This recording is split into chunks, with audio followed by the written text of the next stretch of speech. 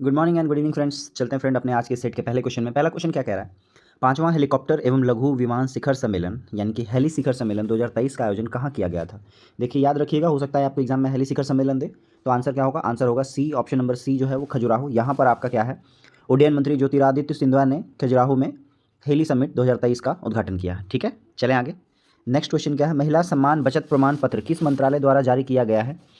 तो जब हम बात कर लेते हैं महिला सम्मान बचत प्रमाण पत्र, तो ये किसके द्वारा किया गया है, ये वित्त मंत्रालय द्वारा किया गया। क्या किया गया है, किसके द्वारा, वित्त मंत्रालय द्वारा किया गया है। चलें नेक्स्ट क्वेश्चन क्या है आपका, ऑक्सफोर्ड की मलेरिया वैक्सीन को मंजूरी देने वाला जो है पहला देश कौन सा है, विश्व का पहला देश होना चाहिए यहाँ पे। तो पहला देश कौन सा है, ऑप्शन है घाना, मोजाम्बिक, केन्या और कोई तो नहीं होना चाहिए, हो सकता है कोई कंट्री का नाम भी हो। तो आंसर क्या होगा, आंसर होगा घाना। घाना ने क्या, ऑक्सफोर्ड की मलेरिया वैक्सीन को मंजूरी देने वाला पहला देश बना है। जब हम बात करेंगे घाना का, तो याद रखिएगा घाना का जो कैपिटल है, राजधानी है, उसको हम एक्रा कहते हैं, ACCRA, एक्रा हो गया घाना का कैपिटल। नेक्स्ट क्वेश्चन क्या है आपका, मैगुएल डियाज कैनेल को किस देश का राष्ट्रपति के रूप में पुनः नियुक्त किया गया है। तो याद रखिएगा ये जो मैगुएल डियाज कैनेल है, इनको जो है वो क्यूबा का दोबारा से राष्ट्रपति बनाया गया है। और जब बात कर लें क्यूबा का, तो याद रखिएगा क्यूबा का कैपिटल क्या है, हवाना। घाना का यहाँ पर घाना जो था इसका एक्रा था, और क्यूबा का क्या है आपका हवाना है। और मैगुएल डियाज कैनेल जो है यहाँ के प्रेसिडेंट दोबारा चुने गए। चलते हम लोग अगले क्वेश्चन में। क्वेश्चन क्या कह रहा है, गिफ्ट सिटी के नए अध्यक्ष कौन बने हैं। सबसे पहले हम लोग बात कर लें गिफ्ट का, तो गिफ्ट का फुल फॉर्म क्या है, Gujarat international finance tech city. जो इसका जो हेडक्वार्टर है वो कहाँ है, वो है गांधीनगर में। ठीक है, और अब बात कर लें हम लोग कि इसके जो अध्यक्ष बने हैं वो कौन बने हैं। इसके अध्यक्ष बने हैं ऑप्शन नंबर बी, हसमुख अधिया। कौन बने हैं अध्यक्ष, हसमुख अधिया गिफ्ट सिटी के नए अध्यक्ष बने हैं। याद रखिएगा, मोस्ट इंपॉर्टेंट क्वेश्चन में से एक है। नेक्स्ट क्वेश्चन क्या है आपका, 3D तकनीक से निर्मित भारत का पहला डाकघर कहाँ स्थित है। या आई होप सो ये क्वेश्चन का आंसर आपको आता होगा। ऑप्शन क्या है, चेन्नई, बेंगलुरु, हैदराबाद और पटना। आंसर क्या होगा, आंसर है बेंगलुरु। ठीक है, हलासुरु ये डाकघर बेंगलुरु में भारत का पहला 3D तकनीक से निर्मित डाकघर को स्थापित हाल ही में किया गया है। नेक्स्ट क्वेश्चन क्या है, विश्व डाउन सिंड्रोम दिवस जो है 2023 का विषय क्या था। तो सबसे पहले ये समझिए कि विश्व जो डाउन सिंड्रोम दिवस है ये कब मनाया जाता है, ये मनाया जाता है हर साल जो है 21 मार्च को मनाया जाता है। कब मनाया जाता है, 21 मार्च को। और आपको पता है कि जो आपका गुणसूत्र में जो प्रॉब्लम होता है उसको डाउन सिंड्रोम कहते हैं, गुणसूत्री विकार है। और जो इसका जो आपका थीम के बारे में बात कर रहा है, विषय के बारे में बात कर रहा है, वो विषय क्या है, विषय है ऑप्शन नंबर सी, हमारे साथ हमारे लिए नहीं। ठीक है, हमारे साथ का मतलब हमारे साथ साथ चलना है, सिर्फ हमारे लिए नहीं। ये ऑप्शन नंबर सी है, ये आपका विश्व डाउन सिंड्रोम दिवस 2023 का थीम। चलते हम लोग अगले क्वेश्चन में। अगला क्वेश्चन है, पहला ऑनलाइन ग्रामीण शिक्षा पहल निम्नलिखित में से किस संस्था द्वारा शुरू किया गया। ऑनलाइन ग्रामीण शिक्षा पहल जो है ये स्टार्ट किया गया है। ऑप्शन देख लेते हैं, IIT Kanpur, IIT Delhi, IIT Patna, IIT Bombay. Answer क्या होगा, आंसर होगा IIT कानपुर। ठीक है, चलते हम लोग अगले क्वेश्चन में। अगला क्वेश्चन क्या है, विश्व प्रवासी पक्षी दिवस कब मनाया जाता है। ऑप्शन है 12 मई, 14 अक्टूबर, 15 जुलाई और 19 दिसंबर। आंसर क्या होगा, प्रतिवर्ष विश्व प्रवासी पक्षी दिवस 14 अक्टूबर को मनाया जाता है। और इसकी शुरुआत कब से हुई है, इसकी शुरुआत हुई है 2016 से। नेक्स्ट क्वेश्चन क्या है, सरस्वती सम्मान 2022 से किसे सम्मानित किया गया है। तो ऑप्शन क्या है, ऑप्शन नंबर ए, देखिए यही आंसर होगा, शिव शंकरी जी को, है ना। सरस्वती सम्मान 2022 के लिए किसको किया गया है, शिव शंकरी जी को। चलें नेक्स्ट क्वेश्चन क्या है आपका, कर्मचारी पेंशन संशोधन योजना 2014 ने 2014 ने अधिकतम पेंशन योग्य वेतन को किस राशि पर सीमित कर दिया। अधिकतम पेंशन योग्य वेतन को किस राशि पर सीमित कर दिया है। तो आंसर होगा 15,000। ठीक है, इनिशियली में ये क्या था आपका 6500 रुपया था, जिसको बढ़ाकर क्या किया गया है, 15,000 कर दिया गया है, अधिकतम पेंशन योग्य वेतन वाली राशि। ठीक है, नेक्स्ट क्वेश्चन क्या है, अरेबिका रोबस्टा किसकी किस्म है। तो देखिए आपने ये अरेबिका के नाम सुना होगा, ये किसका किस्म है, ये कॉफ़ी का किस्म है। ऑप्शन नंबर सी क्या होगा आपका, कॉफ़ी होगा, कॉफ़ी, अरेबिका और रोबस्टा। ठीक है, नेक्स्ट क्वेश्चन क्या है, निम्नलिखित में से ब्रह्मपुत्रा की सहायक नदी नहीं है। आपसे पूछ रहा, क्या पूछ रहा है, नहीं है पूछ रहा है। ऑप्शन में क्या क्या है, मानस, सुबनसिटी और धन सिटी सीरी। ये सभी के सभी क्या है आपका ब्रह्मपुत्रा की सहायक नदी है। आंसर क्या होगा, आंसर नंबर डी होगा, ये आप इनमें से कोई नहीं। ठीक है, यानी कि कोई नहीं, सभी के सभी क्या है, सहायक नदी है। नेक्स्ट क्वेश्चन क्या है आपका, निम्नलिखित में से कौन वायु जनित रोग के उदाहरण है, यानी ऐसा रोग जो कि वायु से फैलता हो, ऐसा कह लीजिए। तो आप आंसर क्या होगा, आंसर ऑप्शन में देखिए मलेरिया तो नहीं होगा, टाइफाइड पानी से होता है। आंसर क्या होगा, आंसर खसरा होगा। ऑप्शन नंबर 1 खसरा जो है वो वायु जनित बीमारी है। चलें आगे, नेक्स्ट क्वेश्चन क्या है, क्वेश्चन नंबर 15, निम्नलिखित में बिहार के किस जिले में आर्द्र पर्णपाती वन नहीं पाए जाते हैं। देखिए आर्द्र पर्णपाती वन का मतलब, पर्णपाती का मतलब जिसके पत्ते झड़ जाते हो, नहीं पाए जाते हैं। ऑप्शन में कह रहा है, ऑप्शन में कह रहा है देखिए बांका, पश्चिम चंपारण, किशनगंज और ए और सी। तो आंसर सिर्फ क्या होगा, आंसर होगा बांका। चलते हैं हम लोग अगले क्वेश्चन में। अगला क्वेश्चन क्या कह रहा है, राज्य विधान परिषद के सदस्यों के निर्वाचन में शामिल होते हैं। ऑप्शन में है देखिए आपको दिख रहा होगा, सेवानिवृत्त IAS है ना, माध्यमिक शिक्षक, राज्य के सांसद और उद्योगपति। आंसर क्या होगा, राज्य विधान परिषद के बारे में बात कर रहा है, ऑप्शन नंबर बी सही होगा, माध्यमिक शिक्षक। ठीक है, संविधान का आर्टिकल 169 जो है वो विधान परिषद के गठन का प्रावधान के बारे में बताता है, और जिसकी शक्ति किसके पास है, संसद के पास है। नेक्स्ट क्वेश्चन क्या है आपका, भारतीय संविधान का अनुच्छेद 338 किससे संबंधित है? तो देखिए जब हम बात करेंगे 338 के बारे में तो ये संबंधित है आपका राष्ट्रीय अनुसूचित जाति से। पहले अनुसूचित जाति बना, फिर जनजाति बना, फिर पिछड़ा आयोग बना। तो याद रखिएगा आपका जो अनुसूचित जाति के बारे में है वो आपका आर्टिकल 338 में है। जब अनुसूचित जनजाति के बारे में बात करेंगे तो आर्टिकल 338A में है, या हिंदी में क के बारे में बात करेंगे। जब पिछड़ा आयोग के बारे में बात करेंगे तो 338B की बात करेंगे। क्लियर, ये आप ध्यान में रखेंगे, मोस्ट इंपॉर्टेंट क्वेश्चन है। जब हम बात करेंगे कि ये बाद में ऐड हुआ है आपका, तो ये 89वां संविधान संशोधन 89th जो है कॉन्स्टिट्यूशन अमेंडमेंट था। और ये जो आपका पिछड़ा आयोग वर्ग का था ये 102वां संविधान संशोधन है, 102 जो है सेकंड कॉन्स्टिट्यूशन अमेंडमेंट है आपका। क्लियर। और जब बात करेंगे राजभाषा आयोग का तो ये है आर्टिकल 344 में। ठीक है, क्लियर। चलें आगे। नेक्स्ट क्वेश्चन क्या है? क्वेश्चन नंबर 18, राष्ट्रपति द्वारा कला, साहित्य, खेल आदि क्षेत्र में 12 व्यक्तियों का मनोनयन संबंधी जो प्रावधान है वो किस देश के संविधान से लिया गया है? तो देखिए 12 व्यक्तियों का जो मनोनयन है वो कहाँ से लिया गया है? ऑप्शन नंबर ए आपको दिख रहा होगा। क्लियर कट इसका आंसर है। ये काफी रिपीटेड क्वेश्चन है। आंसर क्या है आपका? आयरलैंड है। ठीक है, ऑप्शन नंबर ए क्या है? आयरलैंड है। नेक्स्ट क्वेश्चन क्या है? निम्नलिखित में से कौन सा युग्म सही नहीं है? वापस से आपसे पूछ रहा है सही नहीं है। तो देखिए राज्यसभा की संरचना वो आर्टिकल 80 में है, वो सही है। फिर लोकसभा की संरचना 81 में सही है। महान्यायवादी के बारे में 76 ये भी सही है। राष्ट्रपति का पद ये 56 में नहीं है, बल्कि भारत के आर्टिकल जो है संविधान के आर्टिकल 52 में जो है बताया गया है कि भारत में एक क्या होंगे? राष्ट्रपति होंगे। वो आर्टिकल क्या है? 52 है। तो आंसर क्या होगा? कौन सा सही नहीं है? ऑप्शन नंबर डी सही नहीं है। नेक्स्ट क्वेश्चन क्या है? प्रथमतः आपात स्थिति की घोषणा कितने समय के लिए सीमित की जा सकती है? यानी कि फर्स्ट टाइम जब आपात इमरजेंसी लगाया गया है तो मिनिमम कितने दिनों तक रहता है वो वैलिड? तो वो रहता है 6 महीने। ऑप्शन नंबर बी याद रखेंगे। और ये है किसमें? तो ये है आर्टिकल 352 के सेक्शन 5 में। ठीक है, यानी सीधा सीधा आर्टिकल 352 में ही बताया गया जब हम नेशनल इमरजेंसी की बात करते हैं कि मिनिमम जो है आपका एक बार जो इमरजेंसी है वो कम से कम कितना लगेगा? 6 महीने तक लगेगा। नेक्स्ट है भारतीय संसद की सबसे बड़ी समिति कौन सी है? तो देखिए भारतीय संसद की जो सबसे बड़ी समिति है वो है ऑप्शन नंबर बी प्राक्कलन समिति। और कितने लोगों का होता है? ये टोटल 30 लोगों का होता है। और पूरा का पूरा 30 लोग किनसे होते हैं? लोकसभा से होते हैं। क्लियर, इसको हम लोग क्या कहते हैं? प्राक्कलन समिति कहते हैं।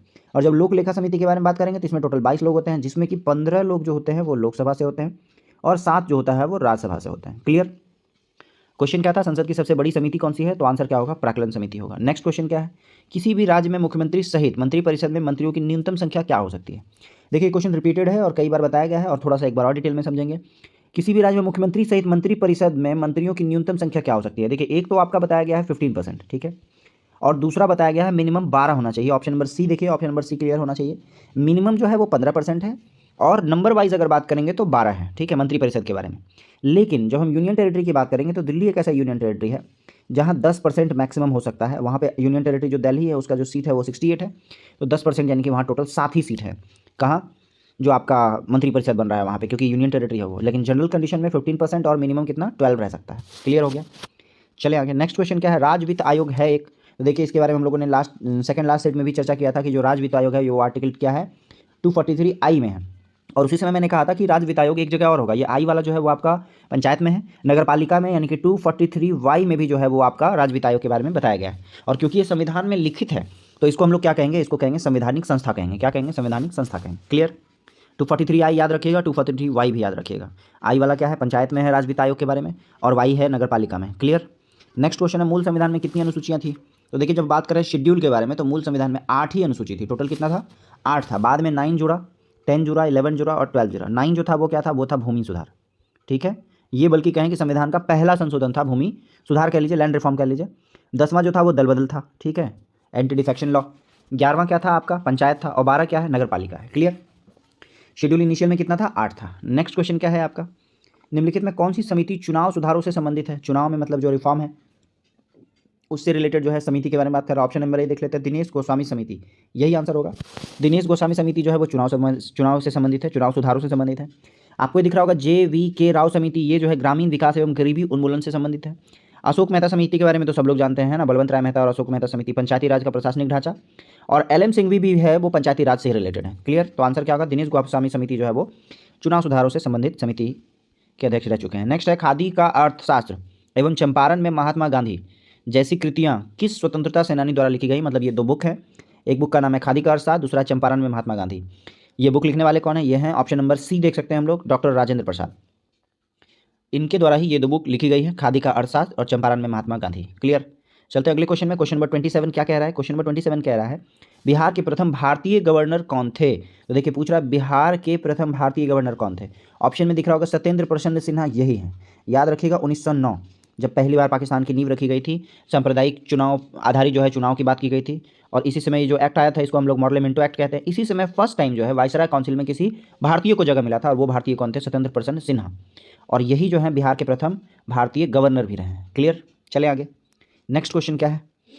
निम्नलिखित में से कौन भारत का एकमात्र यहूदी वायसराय था? देखिए आपको पूछ रहा है यहूदी वायसराय था, निम्न में से कौन एकमात्र? ऑप्शन में देख लेते हैं, Lord Hardinge, Lord Curzon, Lord Chelmsford, Lord Reading. Answer क्या होगा? Lord reading. लॉर्ड रीडिंग एकमात्र यहूदी वायसराय बन चुके हैं भारत के। कब से कब तक? याद रखिएगा 1921 से लेकर 1926। अच्छा, इतिहास की बात कर ले, 1921 से 26 के बीच में हुआ क्या क्या? तो देखिए 1920 में जो है आपका असहयोग आंदोलन चला, जो 4 फरवरी या 5 फरवरी 1922 को खत्म हुआ। उसके बाद 1923 में है आपका स्वराज पार्टी का फॉर्मेशन हुआ। 1925 में आपका काकोरी ट्रेन एक्शन हुआ है ना। चले आगे। नेक्स्ट क्वेश्चन क्या है? निम्नलिखित वर्गों में से किसने 1857 के विद्रोह में भाग नहीं लिया था? देखिए 1857 का विद्रोह जो था उसमें उसके असफल होने के पीछे वजह था, और वो वजह आपको इस क्वेश्चन में नजर आएगा। क्वेश्चन में क्या नजर आएगा? कौन कौन भाग नहीं लिए थे? तो देखिए साहूकार, जिनके पास पैसा था, उन्होंने भाग नहीं लिया था। ठीक है। फिर बात कर लें शिक्षित वर्ग, इन्होंने भी भाग नहीं लिया था, क्योंकि शिक्षित वर्ग हमेशा सेपरेट रहा है लड़ाई झगड़े से, बट उस समय ये सही नहीं था। और साथ ही साथ जो जमींदार वर्ग थे, इन तीनों ने 1857 में पार्ट नहीं लिया था। ठीक है। कौन कौन लिए थे? खेतिहर मजदूर और कृषक। तो ऑप्शन में देख लेते हैं हम लोग 2, 3, 5 कहाँ है? ऑप्शन नंबर सी 2, 3, 5 दिख रहा है, यही आपका आंसर होगा। नेक्स्ट क्वेश्चन क्या है? 1935 के भारत सरकार अधिनियम की विशेषता निम्नलिखित में से कौन नहीं है? आपसे पूछ रहा है। जैसे प्रांतीय स्वायत्ता, तो ये मिला था आपको। केंद्र के साथ साथ राज्य में द्वैध शासन, ये गलत है, ये 1919 में था। 1919 के मोंटेग्यू चेम्सफोर्ड रिफॉर्म में ये था, केंद्र के साथ साथ राज्य में द्वैध शासन, बट 1935 में ये हटा दिया गया। द्विसंसदीय विधानमंडल, ये भी सही है, और एक अखिल भारतीय संघ का स्थापना, ये भी सही है। तो पूछ रहा है कौन सा सही नहीं है? ऑप्शन नंबर बी सही नहीं है, राज्य में द्वैध शासन नहीं था, वो हटा दिया गया था। नेक्स्ट क्वेश्चन क्या है? बंगाल विभाजन किस तिथि को प्रभावी हुआ? देखिए एक्ट होना मतलब लागू करना और लागू होना दोनों में डिफरेंस है। लागू हुआ कब से था? तो याद रखिएगा ये लागू हुआ था ऑप्शन नंबर डी 16 अक्टूबर 1905 को। और जब बात करेंगे कि घोषणा कब हुई थी, वो हुई थी घोषणा 20 जुलाई 1905 को। क्लियर? 20 जुलाई 1905 को घोषणा हुई थी कि 16 अक्टूबर 1905 से जो है वो इनेक्ट हो जाएगा। ठीक है। तो आंसर इसके हिसाब से क्या होगा? डी नंबर होगा। कभी अगर आपसे पूछ ले कि घोषणा कब हुआ था, तो 20 जुलाई को हुआ था। तो लगभग लगभग आप देखेंगे तो अगस्त, सितंबर, अक्टूबर 3 महीने लग गए थे इनेक्ट होने में। ठीक है। नेक्स्ट है महात्मा गांधी ने सर्वप्रथम कांग्रेस के किस अधिवेशन में भाग लिया था? ये रिपीटेड क्वेश्चन है और काफ़ी नन क्वेश्चन है। आई होप सो आप लोगों को इसका जवाब बिल्कुल देना चाहिए। और ऑप्शन में देख लेते हैं 1904, 1901, 1916, 1892। देखिए आपको लगेगा 1924 का बेलगांव अधिवेशन तो ऑप्शन में है ही नहीं, और उसी में भाग लिया था। उसमें वो अध्यक्ष बने थे। सबसे पहला जो भाग लिया था वो 1901 कोलकाता अधिवेशन में ही लिया था गांधी जी ने। बहुत मोस्ट इंपॉर्टेंट क्वेश्चन है, इसको स्टार लगा दीजिएगा। जनरली ऐसे क्वेश्चंस मिलते नहीं है ना। चलिए आगे। नेक्स्ट क्वेश्चन क्या है आपका? निम्नलिखित घटनाओं को कालक्रम के अनुसार से बढ़ते क्रम में बताना है। तो देखिए सबसे पहले बात कर लें सामन कमीशन रिपोर्ट। तो जब बात करेंगे सामन कमीशन रिपोर्ट तो 1930 में आया। ठीक है। जब बात कर लेंगे आपका दिल्ली पूना पैक्ट, तो पूना समझौता कब हुआ है? तो पूना पैक्ट हुआ है आपका 1932 में। नेक्स्ट आपका क्या है? सांप्रदायिक पंचायत, ये कब था? ये भी 1932 की बात है, लेकिन ये 1932 में 16 अगस्त है। क्या है? ये 16 अगस्त है, और ये जो 1932 है ये आपका क्या है? 24 सितंबर है। ये ध्यान में रखेंगे। और जब बात करेंगे दिल्ली समझौता का, तो ये 1931 है। तो बढ़ते क्रम में देखेंगे पहला ये और फिर ये, तो फर्स्ट और 4 है कहीं, बिल्कुल 2 जगह है। इसके बाद हमारा आ जाएगा 16 अगस्त वाला डेटा, यानी सांप्रदायिक चार्ट, यानी कि थर्ड। तो ऑप्शन नंबर बी आपको क्या है? आंसर सही है। ठीक है। सबसे पहले क्या हुआ? सबसे पहले हुआ सामन कमीशन रिपोर्ट, उसके बाद दिल्ली समझौता हुआ, फिर क्या हुआ? सांप्रदायिक पंचायत, और चौथा हुआ पूना पैक्ट। चलें। नेक्स्ट क्वेश्चन क्या है? किस जैन साधु को अकबर ने जगत गुरु की उपाधि दी थी? किसकी उपाधि दी थी? जगत गुरु की उपाधि दी थी। किसने दी थी? अकबर ने दी थी। किसके बारे में? ऑप्शन नंबर सी देख सकते हैं, हरि विजय सूरी को उपाधि ये मिला था, अकबर ने दिया था, जगत गुरु की उपाधि दी थी। चलते हम लोग अगले क्वेश्चन में। क्वेश्चन क्या कह रहा है? निम्नलिखित में से किसने हून शासक मिहिरकुल को पराजित किया था? तो ऑप्शन नंबर बी आप देख सकते हैं, यशोधर्मन, है ना। इसने क्या किया था? हून शासक मिहिरकुल को पराजित किया था। नेक्स्ट क्वेश्चन क्या है आपका? सिंधु घाटी की सभ्यता संबंधित है, तो यानी आपसे पूछ रहा है सिंधु घाटी सभ्यता किस टाइम से रिलेटेड है? ऑप्शन है ऐतिहासिक युग, उत्तर ऐतिहासिक युग, आदि ऐतिहासिक युग और प्राग ऐतिहासिक युग। तो आंसर क्या होगा? ऑप्शन नंबर सी होगा, आदि ऐतिहासिक युग। आदि का मतलब पुराना, ऐतिहासिक युग में से पुराना यानी सबसे पुराना, है ना। ये क्या है आपका? सिंधु घाटी सभ्यता का टाइम पीरियड। नेक्स्ट, अशोक ने किस शिलालेख में पशु बलि की निंदा की थी? देखिए ये क्वेश्चन रिपीटेड है, और मेरे हिसाब से आपको ये याद होना चाहिए। जो पहला शिलालेख है उसमें जो है पशु बलि का निंदा किया है। सेकंड शिलालेख में क्या है? इंसान और जानवरों दोनों के लिए हॉस्पिटल बनाने की बात की गई है, अस्पताल की बात की गई है। ठीक है। जब बात कर ले रहे हैं छठे शिलालेख की, तो छठा शिलालेख में क्या है आपका? आत्मनियंत्रण के बारे में बताया गया। किसके बारे में? आत्मनियंत्रण के बारे में बताया गया। आंसर क्या होगा? पशु बलि की निंदा, ऑप्शन नंबर सी प्रथम शिलालेख में। नेक्स्ट, ज्वालामुखी पर्वत माउंट सेंट हेलेंस कहाँ स्थित है? तो माउंट सेंट हेलेंस कहाँ स्थित है? ऑप्शन नंबर ए इटली, फिलीपींस, जापान और यूएसए। आंसर क्या होगा? आंसर है आपका यूएसए। माउंट सेंट हेलेंस कहाँ स्थित है? यूएसए में स्थित है। नेक्स्ट क्वेश्चन क्या है? निम्नलिखित में कौन सी झील 2 राज्यों के साथ सीमा बनाता है? यानी कि ऐसा कौन सा झील है जो 2 राज्यों के साथ बॉर्डर पे है? ऑप्शन क्या है आपके पास? लोनार, चिल्का, कोलेरू और पुलिकट। आंसर क्या होगा? पुलिकट। जो पुलिकट झील है वो कहाँ कहाँ? आंध्र प्रदेश और तमिलनाडु के सीमा पे स्थित है। कहाँ कहाँ? आंध्र प्रदेश और तमिलनाडु। क्लियर? कौन सा? पुलिकट झील। चलते हम लोग अगले क्वेश्चन में। क्वेश्चन क्या कह रहा है? दिए गए विकल्पों में कौन सा देश भू आविष्ठित नहीं है, यानी कि सीधा सीधा है कि भूमि से घिरा हुआ नहीं है। तो देखिए आपका जो कजाकिस्तान है, मंगोलिया है और अर्मेनिया है, ये चारों ओर भूमि से घिरा हुआ है। आंसर क्या होगा? ऑप्शन नंबर डी, ब्राजील जो है वो भू आविष्ट नहीं है, मतलब कि भूमि से चारों ओर घिरा हुआ नहीं है। नेक्स्ट क्वेश्चन है, ग्रेट विक्टोरिया मरुस्थल कहाँ स्थित है? ऑप्शन क्या क्या है? भारत, अमेरिका, पोलैंड और ऑस्ट्रेलिया। तो जो ग्रेट विक्टोरिया मरुस्थल है वो कहाँ है? ऑस्ट्रेलिया में। ठीक है। नेक्स्ट क्वेश्चन क्या है? कोडाई कनाल किस पर्वत श्रृंखला पर स्थित है? देखिए आपको ये वर्ड देखकर समझ में आ रहा है साउथ की बात हो रही है। ऑप्शन में देखेंगे तो आपको ऑलमोस्ट पालनी है, अरावली है, नीलगिरी है, महेंद्रगिरी है। तो ये जो कोडाई कनाल है ये किस पर्वत श्रृंखला पर स्थित है? ये है आपका पालनी पर्वत श्रृंखला पे। ठीक है। नेक्स्ट क्वेश्चन है, इंदिरा गांधी राष्ट्रीय उद्यान कहाँ स्थित है? ऑप्शन है महाराष्ट्र, कर्नाटक, उत्तर प्रदेश, तमिलनाडु। आंसर क्या होगा? इंदिरा गांधी राष्ट्रीय उद्यान कहाँ है? तमिलनाडु में। क्लियर? चलें आगे। नेक्स्ट क्वेश्चन क्या है? मिट्टी की रचना किस प्रक्रिया द्वारा होती है? तो निक्षेपण भी है, अपक्षय भी है और अपर्दन भी है। तो मिट्टी की संरचना इन तीनों विधि से होती है। ऑप्शन नंबर डी सही होगा, उपयुक्त में से एक से अधिक।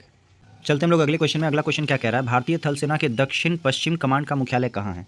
तो देखिए जब बात कर रहे हैं साउथ वेस्ट का और आप क्वेश्चन में ऑप्शन देखेंगे तो आपको थोड़ा कंफ्यूजन होगा, तो इसलिए स्टेप में स्टार मार्क लगा लीजिए और इसको याद कर लीजिए कि भारतीय थल सेना का दक्षिण पश्चिम कमांड कहाँ है? जयपुर में। कहाँ है? जयपुर में है, यह ध्यान में रखेंगे। चलते हैं अगले क्वेश्चन में। अगला क्वेश्चन कह रहा है, राष्ट्रीय उपभोक्ता दिवस कब मनाया जाता है? ऑप्शन क्या है? 16 अक्टूबर, 21 नवंबर, 16 सितंबर और 24 दिसंबर। आंसर क्या होगा? आंसर होगा 24 दिसंबर। 24 दिसंबर को राष्ट्रीय उपभोक्ता दिवस मनाया जाता है। जब दिसंबर आया तो याद रखेंगे हम लोग के पास एक डेटा है 22 दिसंबर का। 22 दिसंबर को राष्ट्रीय मैथमेटिक्स डे सेलिब्रेट किया जाता है। ठीक है, राष्ट्रीय गणित दिवस कह सकते हैं आप इसको। और जो किनके याद में है, वो रामानुजन जो मैथमेटिशियन थे उनके याद में या उनके डेट ऑफ बर्थ को हम लोग सेलिब्रेट करते हैं, राष्ट्रीय मैथमेटिक्स डे। ठीक है, चलें आगे। नेक्स्ट क्वेश्चन क्या है? योकोहामा रणनीति निम्नलिखित में से किससे संबंधित है? यानी कि कह रहा है कि योकोहामा एक जगह है जो कि जापान में है, और जापान में ये जो मीटिंग हुई थी ये किस विषय से रिलेटेड हुई थी? ऑप्शन है ओजोन परत, शरणार्थी समस्या से, आपदा प्रबंधन से, वैश्विक भुखमरी से। तो जनरली जब जापान की बात करते हैं तो हम लोग को क्या आता है? हम लोग के पास आता है आपदा प्रबंधन। ऑप्शन नंबर सी जो है वो है रिलेटेड किससे? योकोहामा रणनीति आपदा प्रबंधन से रिलेटेड है। नेक्स्ट क्वेश्चन क्या है? वे कौन सा विशेष प्रकार के भौतिक और तटीय पारिस्थितिकी तंत्र है जिसे यूनेस्को के मानव और जीव मंडल प्रोग्राम के अंतर्गत मान्यता प्राप्त है? यूनेस्को के मानव जीव मंडल प्रोग्राम के अंतर्गत मान्यता प्राप्त है, ऐसा क्या है? जीव मंडल आरक्षित क्षेत्र, नेशनल पार्क, वन्य जीव अभ्यारण्य और पक्षी अभ्यारण्य। तो आंसर क्या होगा? जब बात कर रहा है यहाँ जीव मंडल का तो ऑप्शन नंबर ए सही होगा, जीव मंडल आरक्षित क्षेत्र। क्लियर? नेक्स्ट क्वेश्चन क्या है? पंचेत बांध किस नदी पर बनाया गया है? तो जब बात कर रहे हैं पंचेत बांध तो याद रखिएगा वो है आपके दामोदर नदी पे। ऑप्शन नंबर बी, दामोदर नदी जो वेस्ट बंगाल से होकर बहती है और झारखंड से, दोनों से। और दामोदर नदी को जो है वेस्ट बंगाल का शोक भी कहा जाता है। नेक्स्ट क्वेश्चन है, उदारीकरण, निजीकरण और भूमंडलीकरण यानी कि लिबरलाइजेशन, प्राइवेटाइजेशन एंड ग्लोबलाइजेशन की आर्थिक नीति जो घोषित हुई थी 1991 में, उस समय जो है प्रधानमंत्री कौन थे? ये भी क्वेश्चन रिपीटेड है। ऑप्शन है राजीव गांधी, विश्वनाथ प्रताप यानी वीपी सिंह, नरसिम्हा राव और अटल बिहारी वाजपेयी। आंसर क्या होगा? आंसर है आपके नरसिम्हा राव। 1991 के तत्कालिक प्रधानमंत्री के समय जो वित्त मंत्री थे मनमोहन सिंह, उनके सिफारिश पे ये LPG आया है, जिसका फुल फॉर्म है लिबरलाइजेशन, प्राइवेटाइजेशन और ग्लोबलाइजेशन। क्लियर? नेक्स्ट क्वेश्चन क्या है आपका? यदि पदार्थ का चुंबकीय संवेग शून्य हो जाए, तो पदार्थ क्या होगा? वो एंटी मैग्नेटिक हो जाएगा, प्रति चुंबकीय हो जाएगा। क्लियर? नेक्स्ट क्वेश्चन क्या है? किसी स्थान पर पृथ्वी के चुंबकीय क्षेत्र की दिशा। तो देखिए जो मैग्नेटिक फील्ड होता है उसके बारे में पूछ रहा है कि उसका फील्ड किस तरह से मूव करता है। जैसे सपोज दैट ये मैग्नेटिक फील्ड है नॉर्थ और साउथ, तो जो डायरेक्शन है वो किधर की ओर घूमता है ये आपसे पूछ रहा है। तो याद रखिएगा जो वेव है वो साउथ से नॉर्थ की ओर जा रहा है। किधर जाएगा? साउथ से नॉर्थ की ओर, यानी कि दक्षिण से उत्तर की ओर जा रहा है। तो ऑप्शन नंबर डी देख सकते हैं, चुंबकीय दक्षिण से उत्तर की ओर जाएगी क्या? चुंबकीय क्षेत्र की दिशा। क्लियर? अगला क्वेश्चन क्या है? टेस्ला इकाई है। तो देखिए question number 53 again most important question है। टेस्ला किसका इकाई है ये आपसे पूछ रहा है। यूनिट किसका है? विद्युत क्षेत्र, विद्युत प्रवाह, चुंबकीय क्षेत्र और चुंबकीय प्रवाह का। आंसर क्या होगा? टेस्ला जो है वो चुंबकीय क्षेत्र का जो है SI मात्रक है। ठीक है, चले आगे। और जब बात कर लेते हैं चुंबकीय क्षेत्र का तो याद रखिएगा ये क्या है? एक सदिश राशि है, यानी कि इसमें दिशा मेंशन होना जरूरी है। नेक्स्ट क्वेश्चन क्या है? MRI में इनमें से किसका उपयोग होता है? तो MRI में देखिए फुल फॉर्म है मैग्नेटिक रेजोनेंस इमेजिंग। तो मैग्नेटिक का मतलब चुंबकीय तरंग होगा। ऑप्शन नंबर डी आपका क्या होगा? आंसर सही होगा। नेक्स्ट क्वेश्चन है, निम्नलिखित में से किसकी भेदन क्षमता सबसे अधिक है? तो देखिए ये भी मोस्ट इंपॉर्टेंट क्वेश्चन है, क्वेश्चन नंबर 55, और आपको इसका आंसर पता होगा। इसका आंसर जल्दी से लाइव चैट या कमेंट बॉक्स में डालेंगे। नेक्स्ट क्वेश्चन आपसे पूछ रहा है इस क्वेश्चन में भेदन क्षमता सर्वाधिक किसकी है? क्वेश्चन नंबर 56 है, निम्नलिखित में से किसका नाभिकीय ईंधन के रूप में प्रयोग नहीं किया जाता है? देखिए आपसे पूछ रहा है नाभिकीय ईंधन के रूप में इसका प्रयोग नहीं किया जाता है। Uranium, helium, thorium, plutonium. तो देखिए आपको आंसर है, आंसर नंबर सी हीलियम, क्योंकि यूरेनियम, थोरियम और प्लूटोनियम ये सभी के सभी क्या है? आपके रेडियो एक्टिव एलिमेंट है। क्लियर? तो रेडियो एक्टिव एलिमेंट का उपयोग होता है आपके नाभिकीय ईंधन के रूप में। नेक्स्ट क्वेश्चन है, कोशिका में किसकी मात्रा 80% से अधिक होती है? तो सेल में बेसिकली क्या होगा? ऑप्शन देखिए प्रोटीन, खनिज, चर्बी और जल। तो आंसर क्या होगा? ऑप्शन नंबर डी जल। कोशिका में किसकी मात्रा 80% से अधिक होगी? वो है आपका जल का। नेक्स्ट क्वेश्चन क्या है, निम्नलिखित में से किसके द्वारा पेनिसिलिन का उत्पादन संभव है, यानी आपसे पूछा है पेनिसिलिन का उत्पादन किससे होता है, शैवाल से, बैक्टीरिया से, फफूंद से, कृत्रिम संश्लेषण विधि से। तो आंसर क्या होगा, फफूंद से। फफूंद से क्या होता है आपका, पेनिसिलिन का फॉर्मेशन होता है, ठीक है। और ये क्या है, एक तरह का एंटीबायोटिक दवा है। नेक्स्ट है, हवाई जहाज के ब्लैक बॉक्स का रंग क्या होता है। देखिए नाम तो ब्लैक बॉक्स है, लेकिन उसका रंग कैसा होगा ये पूछ रहा है, काला, बैंगनी, लाल और नारंगी। तो आंसर क्या होगा, आंसर होगा ऑरेंज। नारंगी कलर होता है हवाई जहाज में लगे ब्लैक बॉक्स का। और ये होता कहाँ, ये आपके पायलट वाले कॉकपिट में होता है, जिसमें कि अगर कोई दुर्घटना होता है तो पायलट के आपस में बातचीत को रिकॉर्ड किया जाता है, और जिससे जांच पड़ताल होती है कि जो आपका एक्सीडेंट हुआ है या जो प्लेन क्रैश हुआ उसका मतलब मेन वजह क्या है। नेक्स्ट क्वेश्चन क्या है, जंतु वसा में सामान्यतः क्या होता है। तो आप जो एनिमल फैट है उसमें जनरली क्या होता है वो आपसे पूछ रहा है। तो एनिमल फैट में होता है संतृप्त वसा, अम्ल, यानी कि सैचुरेटेड फैटी एसिड। चलते हैं हम लोग अगले क्वेश्चन में। क्वेश्चन क्या कह रहा है कि खाद्य श्रृंखला में सर्वाधिक संख्या किसकी होती है। तो सर्वाधिक संख्या ऑप्शन देख लीजिए, उत्पादक का, प्राथमिक उपभोक्ता का, द्वितीय उपभोक्ता का, अपघटक का। मेरे माइंड में कहीं प्लांट चल रहा था कि नंबर ऑफ प्लांट ज़्यादा होगा तो उत्पादक होगा, लेकिन आंसर क्या होगा, आंसर को अपघटक का। जो हमारे पास बैक्टीरिया है, डीकम्पोजर है, उनकी संख्या क्या है खाद्य श्रृंखला में सबसे ज़्यादा है, यह ध्यान में रखिएगा। चलें आगे। नेक्स्ट क्वेश्चन क्या है, प्रयोगशाला में सर्वप्रथम डीएनए का संश्लेषण किसने किया था। तो जब बात करेंगे डीएनए का संश्लेषण तो आंसर होगा Harvind Khurana, option number B. याद रखिएगा डीएनए का सर्वप्रथम जो संश्लेषण है डॉक्टर हरविंद खुराना ने किया था, और इसी की वजह से हरविंद खुराना को 1968 में जो है वो नोबेल प्राइज मिला है चिकित्सा के क्षेत्र में। कब, 1968 में। नेक्स्ट क्वेश्चन, क्वेश्चन नंबर 63 क्या कह रहा है, शरीर के विभिन्न भागों में ऑक्सीजन कौन पहुंचाता है। ऑप्शन देख लेते हैं, आई होप सो ऑप्शन देखकर आपका काफी कुछ क्लियर हो जाएगा। शरीर के विभिन्न भागों में आरबीसी, प्लेटलेट्स, WBC है ना, श्वेत रुधिर कणिका मतलब WBC, और हार्मोन द्वारा। तो आंसर क्या होगा, वेरी गुड आंसर है आपका आरबीसी। आरबीसी के द्वारा ऑक्सीजन जो है पूरे शरीर में कैरी किया जाता है। नेक्स्ट है, हीमोफीलिया किस प्रकार का रोग है। ये भी देखिए रिपीटेड क्वेश्चन है। धातु रोग है, स्त्री रोग है, अनुवांशिक रोग है, गठिया रोग है। तो आंसर क्या होगा, जो आपका हीमोफीलिया है वो अनुवांशिक रोग है, ठीक है। चलते हम लोग अगले क्वेश्चन में। अगला क्वेश्चन है, कृत्रिम उपग्रह धरती से सुस्पष्ट रूप से ट्रैक किया जा सकता है किस विधि से। ऑप्शन है डॉपलर प्रभाव द्वारा, सोनार द्वारा, रडार द्वारा और पल्सर द्वारा। आंसर क्या होगा, डॉपलर प्रभाव द्वारा जो है हम लोग किसी भी कृत्रिम उपग्रह को ट्रैक कर सकते हैं। नेक्स्ट है, शरीर का ताप नियंत्रण केंद्र कहाँ है। आई होप सो ये रिपीटेड क्वेश्चन है और इसका जवाब आप लोग कमेंट बॉक्स में देंगे। ऑप्शन है hypothalamus, pituitary gland, thyroid gland और पीनियल ग्लैंड। जो आपका ताप नियंत्रण केंद्र है वो है आपका हाइपोथैलेमस ग्लैंड, ऑप्शन नंबर ए सही है। नेक्स्ट क्वेश्चन है, वह कौन सा ग्रह है जिसके चारों ओर सल्फ्यूरिक एसिड है। सल्फ्यूरिक एसिड का फॉर्मूला H2SO4, और कौन सा ग्रह है, ऑप्शन शनि, बुध, शुक्र और बृहस्पति। तो याद रखिएगा सल्फ्यूरिक एसिड के चारों ओर किसका है, जिसको कि हम पृथ्वी की जुड़वा बहन कहते हैं, ठीक है। साथ ही साथ ये सुबह का तारा और सांझ का भी तारा है। तो आंसर क्या होगा, very good, option number B, शुक्र जो है उसके चारों ओर सल्फ्यूरिक एसिड है। इसको सुबह का तारा, शाम का तारा भी कहते हैं, और साथ ही साथ इसको पृथ्वी की जुड़वा बहन भी कहते हैं। नेक्स्ट है, किन युग्मों में भौतिक राशियों के समान विमीय सूत्र नहीं है। विमीय सूत्र नहीं है आपसे पूछ रहा है। देखिए बल और दाब, तो जब बात करेंगे बल और दाब तो बिल्कुल यही है, इसका सही नहीं है, क्योंकि दाब का जो फॉर्मूला होता है वो होता है बल बटे क्षेत्रफल। क्लियर, दाब का ही फॉर्मूला होता है बल बटे क्षेत्रफल। तो जैसे क्षेत्रफल लग गया तो बल से तो डिफरेंस हो जाएगा, सीधा सीधा आंसर नंबर ऑप्शन नंबर ए हो गया। क्लियर, और बाकी सारा क्या होगा, आपस में विमीय सूत्र मिल रहा होगा, ठीक है। चलें आगे। नेक्स्ट क्वेश्चन है, तूतिया या नीला थोथा के नाम से जाना जाता है। तो आपको पता होगा तूतिया या नीला थोथा किसको कहते हैं, CuSO4 × 5H2O। कहाँ है ऑप्शन में, ऑप्शन नंबर बी आपको दिख रहा होगा, CuSO4 × 5H2O। इसको हम लोग क्या कहते हैं, क्यूप्रिक सल्फेट कह लीजिए आप, है ना, जिसको नीला थोथा कहते हैं। नेक्स्ट क्वेश्चन क्या है आपका, इनमें से किस रोग में प्रतिरक्षा प्रणाली कम प्रभावित या नहीं होती है। यानी कि सीधा सीधा कहता है रोग से प्रतिरोधक जो क्षमता है वो उसमें कोई चेंजेस नहीं आता है, जनरली प्रभावित नहीं होता है। ऐसा कौन सा बीमारी है, तो एड्स में तो होता है, ठीक है, पोलियो में भी होता है और हाइड्रोफोबिया में भी होता है। इन्फ्लुएंजा एक ऐसा बीमारी है जिसमें कि आपका रोग से लड़ने की क्षमता जो है जनरली कम नहीं होती है या बहुत कम प्रभावित होती है। और ये इन्फ्लुएंजा जो है बेसिकली एक सांस से लेने वाली बीमारी है, श्वसन से रिलेटेड बीमारी है, ठीक है। नेक्स्ट क्वेश्चन है, किस ब्लड समूह में जो है एंटीजन उपस्थित रहता है। आपसे पूछ रहा है एंटीजन उपस्थित रहता है किस ब्लड समूह वाले में एंटीजन अनुपस्थित रहता है। सॉरी, देखिए यहाँ अनुपस्थित लिखा है यानी उपस्थित नहीं रहता है। तो आप लोग को पता होगा ये रिपीटेड क्वेश्चन भी है, ऑप्शन नंबर है डी, ओ एक ऐसा ब्लड ग्रुप है जिसमें कोई भी एंटीजन नहीं है, ठीक है। और एंटीजन नहीं होने की वजह से क्या है, ये सर्वग्राही ब्लड है, मतलब कि ब्लड ग्रुप है, यानी कि ओ जो है किसी भी ब्लड ग्रुप वाले को दिया जा सकता है। नेक्स्ट क्वेश्चन क्या है, किस साइंटिस्ट ने माइटोकॉन्ड्रिया का नामकरण किया था। ऑप्शन क्या है, कार्ल विल्हेम पॉन, कार्ल एवं बेंदा। ऑप्शन नंबर सी जो है वो सही होगा। माइटोकॉन्ड्रिया का नामकरण किसने किया था, कार्ल एवं बेंदा ने किया था। क्लियर, चलते हैं आगे अगले क्वेश्चन में। क्वेश्चन नंबर 73 क्या कह रहा है, सोडियम एसीटेट को सोडा लाइम के साथ गर्म करने पर कौन सी गैस मिलेगी। सोडियम एसीटेट, इसका फॉर्मूला क्या होगा, CH3COONA, और सोडा लाइम क्या है, NaOH है। इन दोनों को जब गर्म करेंगे तो क्या मिलेगा, इन दोनों गर्म करेंगे तो मिलेगा मीथेन, जिसका फॉर्मूला क्या है, CH4 फॉर्मूला है। तो ऑप्शन नंबर सी आपको दिख रहा होगा, ऑप्शन नंबर सी आपका क्या है, सही है, मीथेन।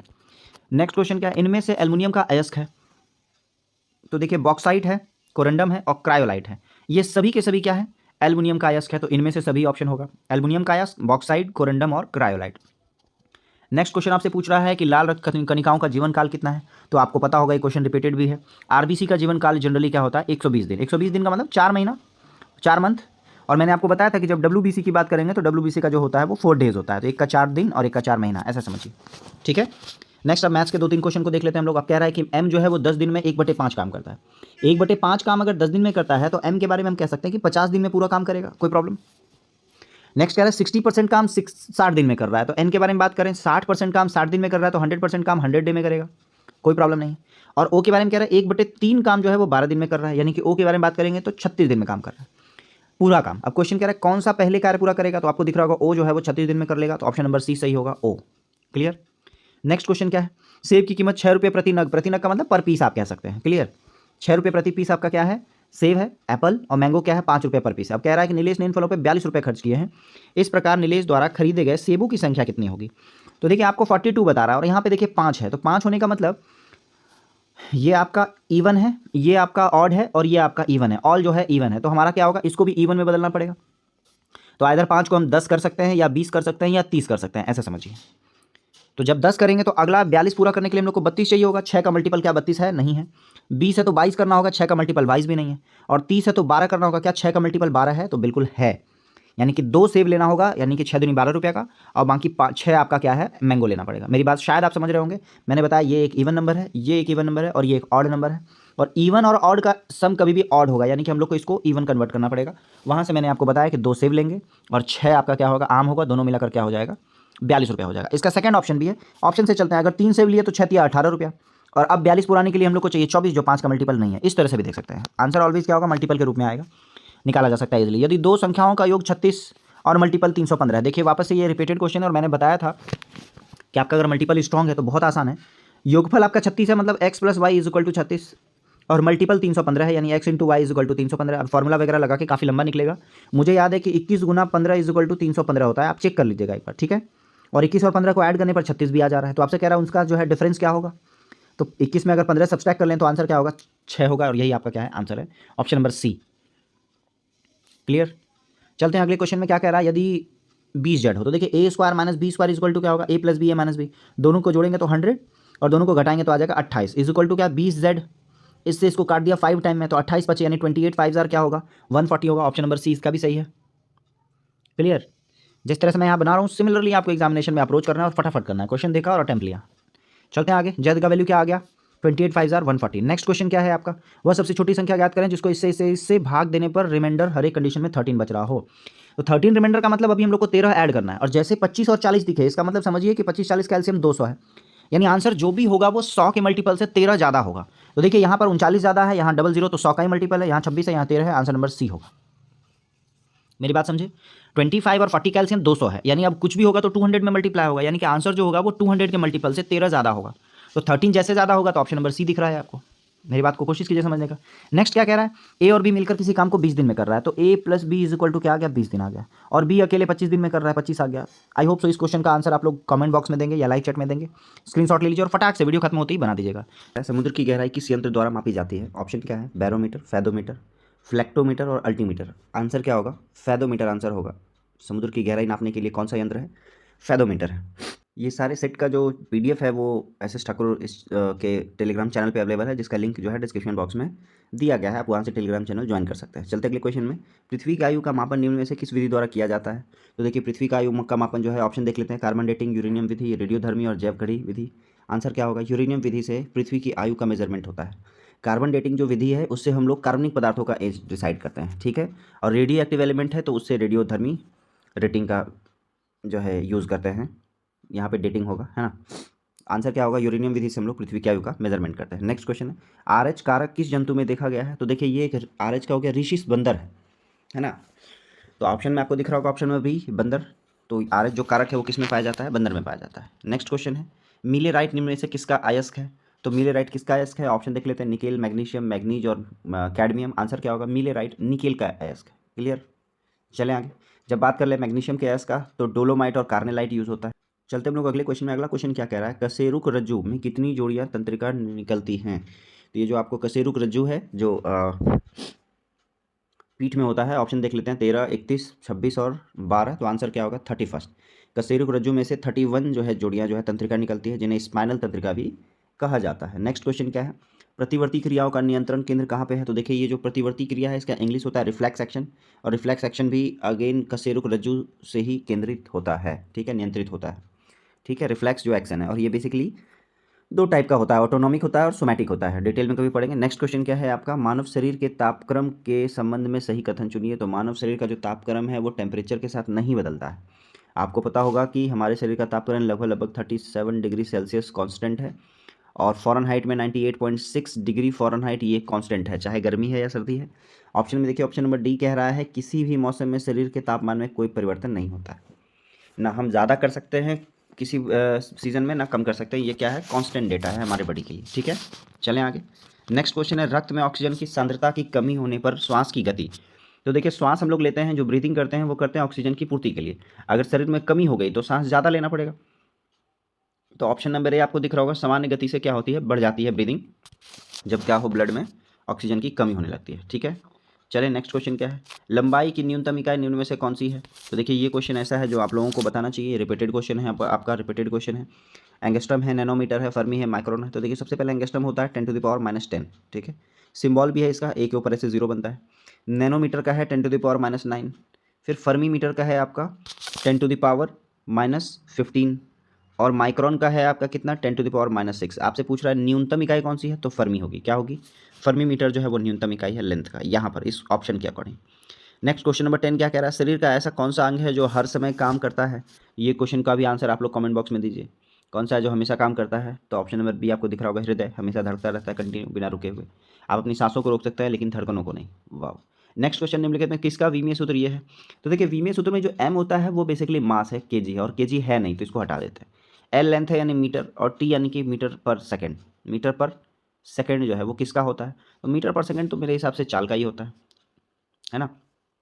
मीटर पर सेकेंड चाल का होगा, और मीटर पर सेकेंड स्क्वायर होगा त्वरण का। तो आंसर के अकॉर्डिंग ए नंबर आंसर सही है। नेक्स्ट क्वेश्चन है, श्वसन के दौरान वायु के गमन का सही क्रम क्या है? ये देखिए ह्यूमन एनाटॉमी में जब आप बॉडी को पढ़ेंगे और श्वसन तंत्र पढ़ेंगे तो आपको दिखेगा कि श्वसन के दौरान वायु का गमन का सही क्रम क्या है। देखिए ऑप्शन में सबसे पहला नासा मार्ग जो है ये होता है आपका, नाक जिसको है, यहाँ से श्वसन स्टार्ट होता है, और ऑप्शन में और कहीं नहीं है, तो आपका ऑप्शन नंबर बी है, नासा मार्ग है, ट्रैकिया है, ब्रोकाई है, और ब्रोंक्यूल्स है। क्लियर। चलें आगे। नेक्स्ट क्वेश्चन क्या है, निर्वात में गमन करने वाले तरंग है। तो निर्वात में कैसा जो है तरंग गमन करेगा? तो निर्वात में हम लोग को पता है लाइट जो है वो गमन करता है, और लाइट क्या है, विद्युत चुम्बकीय तरंग है। तो आंसर नंबर सी आपको दिख रहा होगा, विद्युत चुम्बकीय जो तरंग है वो क्या है आपका, निर्वात में ट्रैवल कर सकता है। नेक्स्ट क्वेश्चन है, निम्नलिखित में कौन सा भौतिक परिवर्तन है? तो भौतिक, ये देखिए फिजिकल चेंजेस उसको कहते हैं जिसको हम लोग रिवर्स कर सकें। जैसे सब्जी को पकाना, आप वापस से सब्जी को कच्चा नहीं बना सकते, लोहे में जंग लगना, मोमबत्ती का जलना, बर्फ़ का जो पिघलना है वो आपका क्या है, फिजिकल चेंज है, क्योंकि बर्फ़ को पिघला और फिर वापस से हम बर्फ़ जमाएंगे तो वो जम जाएगा। हालांकि कुछ हद तक आपको मोमबत्ती का जलना भी जो है फिजिकल चेंजेस बताता है, लेकिन ये फिजिकल चेंज और केमिकल चेंज के बीच का कड़ी है कौन सा, मोमबत्ती का जलना। तो जब बर्फ़ का पिघलना है अवेलेबल तो ऑप्शन नंबर डी होगा। अगर कोई ऐसा रहता जो बिल्कुल नहीं रहता तो फिर हम लोग को ऑप्शन सी मानना पड़ता, ठीक है। चलते हैं आगे। निम्नलिखित में से किस एक के लिए केशिकत्व एकमात्र कारण नहीं है? मतलब आपसे पूछ रहा है कि केशिकत्व के अलावा भी दूसरा कोई कारण है। स्याही का सूखना सिर्फ केशिकत्व की वजह से है, भूमिगत जल का ऊपर चढ़ना भी केशिकत्व है, सूती कपड़े पर जल की बूंदों का फैलना ये भी केशिकत्व है। ये ऑप्शन नंबर डी देख सकते हैं, पौधे की जड़ों से जल का इसके पर्ण समूह की ओर बढ़ना, इसमें क्या केशिकत्व के जो एक्स्ट्रा और क्या क्या यूज हो सकता है? तो ससंजक बल भी काम इसमें कर रहा है, ठीक है, ससंजन कहते हैं। नेक्स्ट है, निम्नलिखित में से कौन सा तत्व नहीं है? तत्व नहीं है, यहाँ तत्व का मतलब एलिमेंट नहीं समझिएगा, मैटर की बात कर रहा है। तो गैस क्या है, एक मैटर नहीं है। हालांकि इस क्वेश्चन में थोड़ा सा कन्फ्यूजन भी है, आप लोग एक बार देख लीजिएगा। नेक्स्ट क्वेश्चन क्या है, ठोस कार्बन डाइऑक्साइड को किस दाब पर संग्रहित किया जा सकता है? तो जब संग्रहित कर रहा है और दाब बोल रहा है तो दाब कैसा होगा, उच्च दाब पे संग्रहित करेंगे। क्लियर।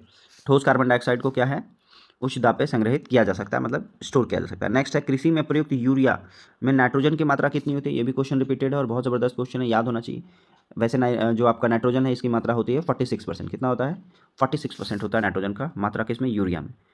नेक्स्ट क्वेश्चन क्या है आपका, क्वेश्चन नंबर 19 क्या कह रहा है, निम्नलिखित में से कौन सा एक वायु प्रदूषण का जैव सूचक है? मतलब कि जब आपका वायु प्रदूषित हो तो वो बता दे ऑटोमेटिक, या तो कलर चेंज करके या कुछ और करके। ऑप्शन देखिए, फर्न, लाइकेन, मनी प्लांट और अमरबेल। तो अमरबेल तो एक परजीवी है, ये नहीं है। आंसर क्या होगा, सी नंबर होगा, लाइकेन होगा। लाइकेन क्या है, जैव सूचक है, कलर चेंज हो जाता है अगर वायु प्रदूषण बढ़ जाए तो। नेक्स्ट क्वेश्चन क्या है, दंत लवक निम्नलिखित में से कैल्शियम के किस यौगिक से बनता है?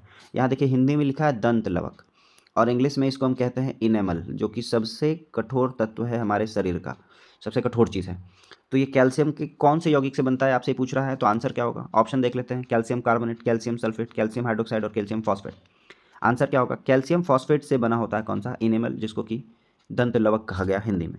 नेक्स्ट क्वेश्चन है, वाष्पीकरण के कारण शीतलता कैसे होती है? तो देखिए, वाष्पीकरण, आप शीतलता का मतलब ठंडक समझिए, जैसे समझिए आपने परफ्यूम मारा या बॉडी स्प्रे, तो आपके बॉडी पे लग के इवेपोरेट होता है। जब इवेपोरेट हो रहा है तो याद रखिएगा अपने साथ गुप्त उष्मा ले जा रहा है। क्या कर रहा है? ले जा रहा है। कैसा? गुप्त उष्मा। तो जब गुप्त उष्मा ले जाएगा तो याद रखिएगा हम कहेंगे ऊर्जा अवशोषित करता है। ठीक है, वो गुप्त उष्मा ले जाएगा, लेटेंट हीट ले जाएगा वाष्पीकरण के साथ साथ, तो रिमेनिंग क्या रह जाएगा? आपका टेम्परेचर डाउन हो जाएगा और जब हम परफ्यूम मारते हैं तो वो ठंडा लगता है, इसी वजह से। तो ऑप्शन बी होगा, द्रव के कण द्वारा ऊर्जा अवशोषित करने के कारण जो है वाष्पीकरण में शीतलता का फीलिंग होता है। नेक्स्ट है, किस वैज्ञानिक ने द्रव्यों की विभाजता का सिद्धांत सर्वप्रथम प्रस्तुत किया था? अगेन यहाँ द्रव्यों का मतलब मैटर के बारे में कह रहा है। विभाजता का सिद्धांत किसने दिया था? जॉन डाल्टन, थियोडोर अल ब्राउन, ब्रूस ई बर्स्टन और प्रफुल्ल चंद्र राय। तो आंसर क्या होगा? जॉन डाल्टन ने दिया था। किसने दिया था? जॉन डाल्टन ने मैटर का जो है विभाजता का सिद्धांत दिया था। नेक्स्ट क्वेश्चन क्या है, निकट दृष्टि दोष में कौन सा लेंस यूज होगा? देखिए, निकट में 4 वर्ड है तो अवतल हो जाएगा सीधा सीधा, ऑप्शन नंबर बी। निकट दृष्टि दोष अवतल लेंस के द्वारा दूर किया जाता है। नेक्स्ट क्वेश्चन है, मैग्नीशियम क्लोराइड का रासायनिक सूत्र क्या है? तो देखिए यहाँ बहुत आसान सा क्वेश्चन है। मैग्नीशियम का जो है एटॉमिक नंबर क्या है? 12 है। आउटर मोस्ट ऑर्बिट में कितने इलेक्ट्रॉन हैं? 2 इलेक्ट्रॉन है। ये 2 किसी को दे देगा तो MgCl2 बनेगा। देखिए ऑप्शन नंबर सी आपको दिख रहा होगा, MgCl2, जिसको कि हम लोग मैग्नीशियम क्लोराइड कहते हैं। नेक्स्ट क्वेश्चन क्या है, तड़ित चालक का आविष्कार। ये भी काफ़ी इंपॉर्टेंट क्वेश्चन है और बहुत बेसिक क्वेश्चन भी है, कई बार हम लोगों ने इसको देखा है। तड़ित चालक का आविष्कार किसने किया है? वोल्टा, एडिसन, गास और बेंजामिन फ्रैंकलिन। आंसर क्या होगा? बेंजामिन फ्रैंकलिन ने तड़ित चालक का आविष्कार किया है। नेक्स्ट है, आर्थिक समीक्षा 2022-23 के अनुसार भारत क्रय शक्ति क्षमता के संदर्भ में भारतीय अर्थव्यवस्था का क्रम क्या है? क्रय शक्ति क्षमता को हम लोग क्षमता को कहते हैं purchasing power parity, purchasing power parity. ठीक है, ये आपका क्रय शक्ति यहाँ क्षमता होगा। ठीक है, तो इसमें जो है भारत का रैंक क्या है आपसे पूछ रहा है। भारत का रैंक इसमें तीसरा है, ऑप्शन नंबर ए सही होगा। चलते हम लोग अगले क्वेश्चन में। अगला क्वेश्चन है, राजस्थान सरकार ने भारत के पहले वेटलैंड शहर के रूप में किस शहर को विकसित करने की योजना बनाई है? तो देखिए, भारत का पहला वेटलैंड शहर है ना, किसको बनाया है? ऑप्शन देख लेते हैं, जोधपुर, उदयपुर, जयपुर और बाड़मेर। आंसर क्या होगा? उदयपुर को भारत का पहला वेटलैंड शहर के रूप में बनाने की योजना है, उदयपुर। नेक्स्ट क्वेश्चन है, लॉरियस एम्बेसडर के रूप में हाल ही में किस खिलाड़ी को चुना गया? तो याद रखिएगा, लॉरियस एम्बेसडर के रूप में हाल ही में नीरज चोपड़ा को चुना गया। किसको चुना गया है? नीरज चोपड़ा को, जो किस खेल से संबंधित हैं? भाला फेंक से। ठीक है, किससे संबंधित है? भाला फेंक से संबंधित है। नेक्स्ट है क्वेश्चन नंबर 29 क्या कह रहा है, अक्टूबर 2023 में किसी नवरत्न का दर्जा प्राप्त किया है? देखिए, टोटल अभी भारत में नवरत्न की बात करेंगे तो टोटल 16 हो गए हैं, जिसमें कि 15 और 16, 15वां और 16वां जो है एक साथ चुना गया है। 15वां जो है वो है इरकॉन, IRCON। ठीक है, इरकॉन इंटरनेशनल लिमिटेड है, जिसको 15वां नवरत्न का मिल रहा है। और जब बात कर ले रहे हैं हम लोग 16वें का, तो वो है आपका राइट्स लिमिटेड। क्या है?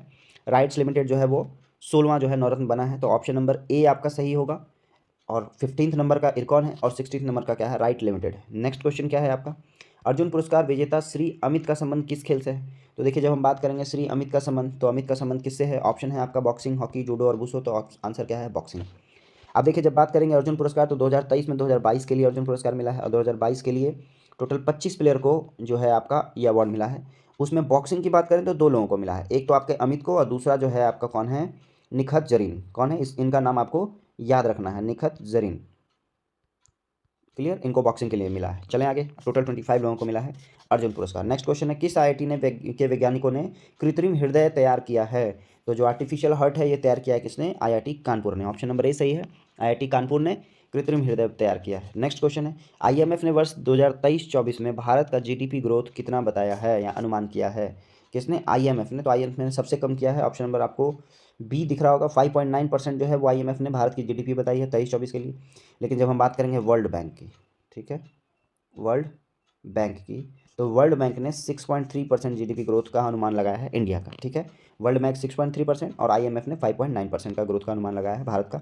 आरोग्य मंत्री योजना का आरंभ किस केंद्र सरकार द्वारा कब प्रारंभ किया गया था? तो ये प्रारंभ किया गया है 13 जनवरी 2023 को। आरोग्य मंत्री योजना, मैत्री योजना, सॉरी मंत्री नहीं है, मैत्री योजना का जो शुभारंभ है वो केंद्र सरकार ने 13 जनवरी 2023 को किया है। नेक्स्ट क्वेश्चन क्या है आपका, प्लास्टिक उत्पाद बैग पर प्रतिबंध लगाने वाला विश्व का पहला देश कौन सा है? ऑप्शन देख लेते हैं, अमेरिका, नॉर्वे, न्यूजीलैंड और जापान। तो प्लास्टिक उत्पाद बैग पर प्रतिबंध लगाने वाला विश्व का पहला देश है न्यूजीलैंड। कौन है? न्यूजीलैंड। नेक्स्ट क्वेश्चन क्या है, रेलवे सुरक्षा बल का नया महानिदेशक किसको बनाया है? ये है हमारे यादव जी। कौन? मनोज यादव। ऑप्शन नंबर ए सही होगा। रेलवे सुरक्षा बल का नया महानिदेशक किसको बनाया है? मनोज यादव को बनाया गया है। नेक्स्ट क्वेश्चन क्या है आपका? एक पंचायत एक खेल मैदान, यहाँ पंचायत होगा, ठीक है। एक खेल मैदान योजना की शुरुआत किस राज्य सरकार द्वारा ने की है? ऑप्शन है केरल, छत्तीसगढ़, झारखंड, उत्तर प्रदेश। आंसर क्या होगा? केरल होगा। और ये क्या है? स्पोर्ट्स के प्रमोशन के लिए किया गया। एक पंचायत एक खेल मैदान, केरल। नेक्स्ट क्वेश्चन है पुस्तक स्मोक एंड एसेस के लेखक कौन है? तो देखिए जो पुस्तक जो बुक है जो स्मोक एंड एसेस है, इसके लेखक हैं, ऑप्शन देख लेते हैं, अमिताभ घोष, पीयूष गोयल, आदित्य भूषण और S.K. द्विवेदी। आंसर क्या होगा? अमिताभ घोष जो हैं वो स्मोक एंड एसेस बुक के राइटर हैं। नेक्स्ट क्वेश्चन क्या है? विश्व महासागर दिवस प्रति वर्ष कब मनाया जाता है? क्वेश्चन रिपीटेड है, आपको पता होना चाहिए। विश्व महासागर दिवस मनाया जाता है 8 जून को। कब मनाया जाता है? 8 जून को विश्व महासागर दिवस मनाया जाता है। और इस वर्ष इसकी थीम थी planet ocean the tides are changing. ठीक है, चलें आगे। नेक्स्ट क्वेश्चन क्या है? 80वां गोल्डन ग्लोब पुरस्कार 2023 में किसे सर्वश्रेष्ठ फिल्म का खिताब मिला है? कहाँ पे? 80वां गोल्डन ग्लोब पुरस्कार। ऑप्शन क्या है? द फैबलमैन्स, दृश्यम 2, एनाटॉमी और इनमें से कोई नहीं। तो आंसर क्या होगा? द फैबलमैन को 80वां गोल्डन ग्लोब पुरस्कार 2023 प्रदान किया गया। नेक्स्ट क्वेश्चन क्या है? क्वेश्चन नंबर 40 क्या कह रहा है? राष्ट्रीय बाल विज्ञान कांग्रेस का आयोजन 2023 में कहाँ किया गया? राष्ट्रीय बाल विज्ञान कांग्रेस, ठीक है, बाल विज्ञान कांग्रेस का आयोजन कहाँ किया गया? ऑप्शन है अहमदाबाद, कोची, बेंगलुरु और दिल्ली। आंसर क्या है आपका? आंसर होगा आपका अहमदाबाद। अहमदाबाद है कहाँ? गुजरात में। नेक्स्ट क्वेश्चन क्या है? अंतरिम सरकार 1946 के मंत्री और उनके विभाग का सही मिलान करें।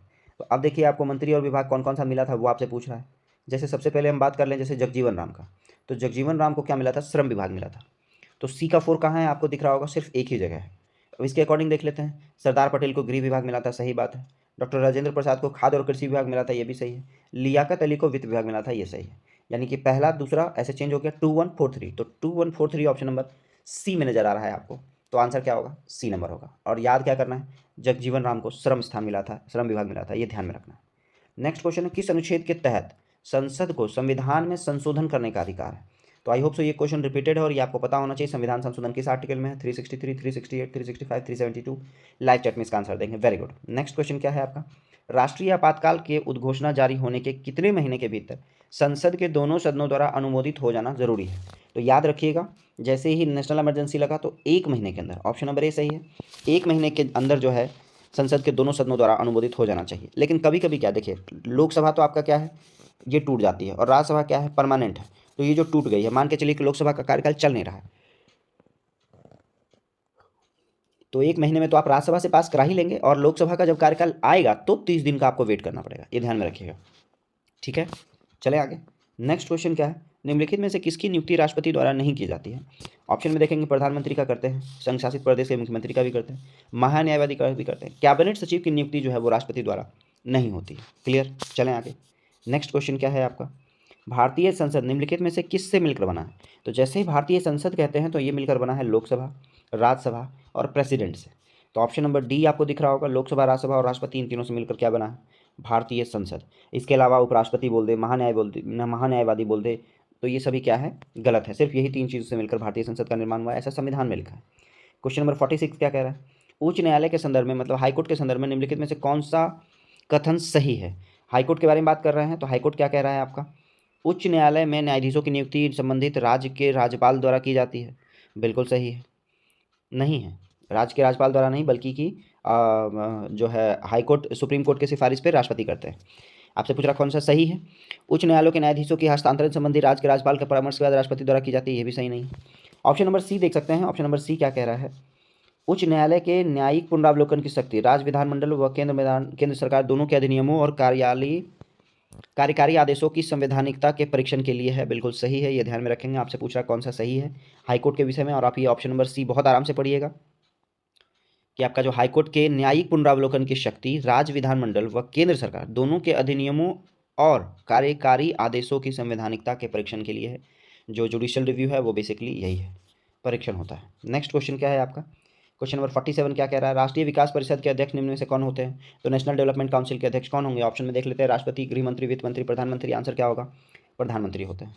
नेक्स्ट क्वेश्चन क्या है? प्रथम संविधान संशोधन अधिनियम निम्न में से किस विषय पर आधारित था?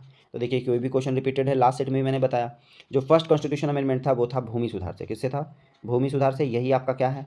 9वां शेड्यूल भी बना था। टोटल 8 शेड्यूल इनिशियल में थे, अभी 12 है। 9वां शेड्यूल प्रथम जो भूमि सुधार जो है आपका संशोधन के तहत हुआ है। चलें आगे।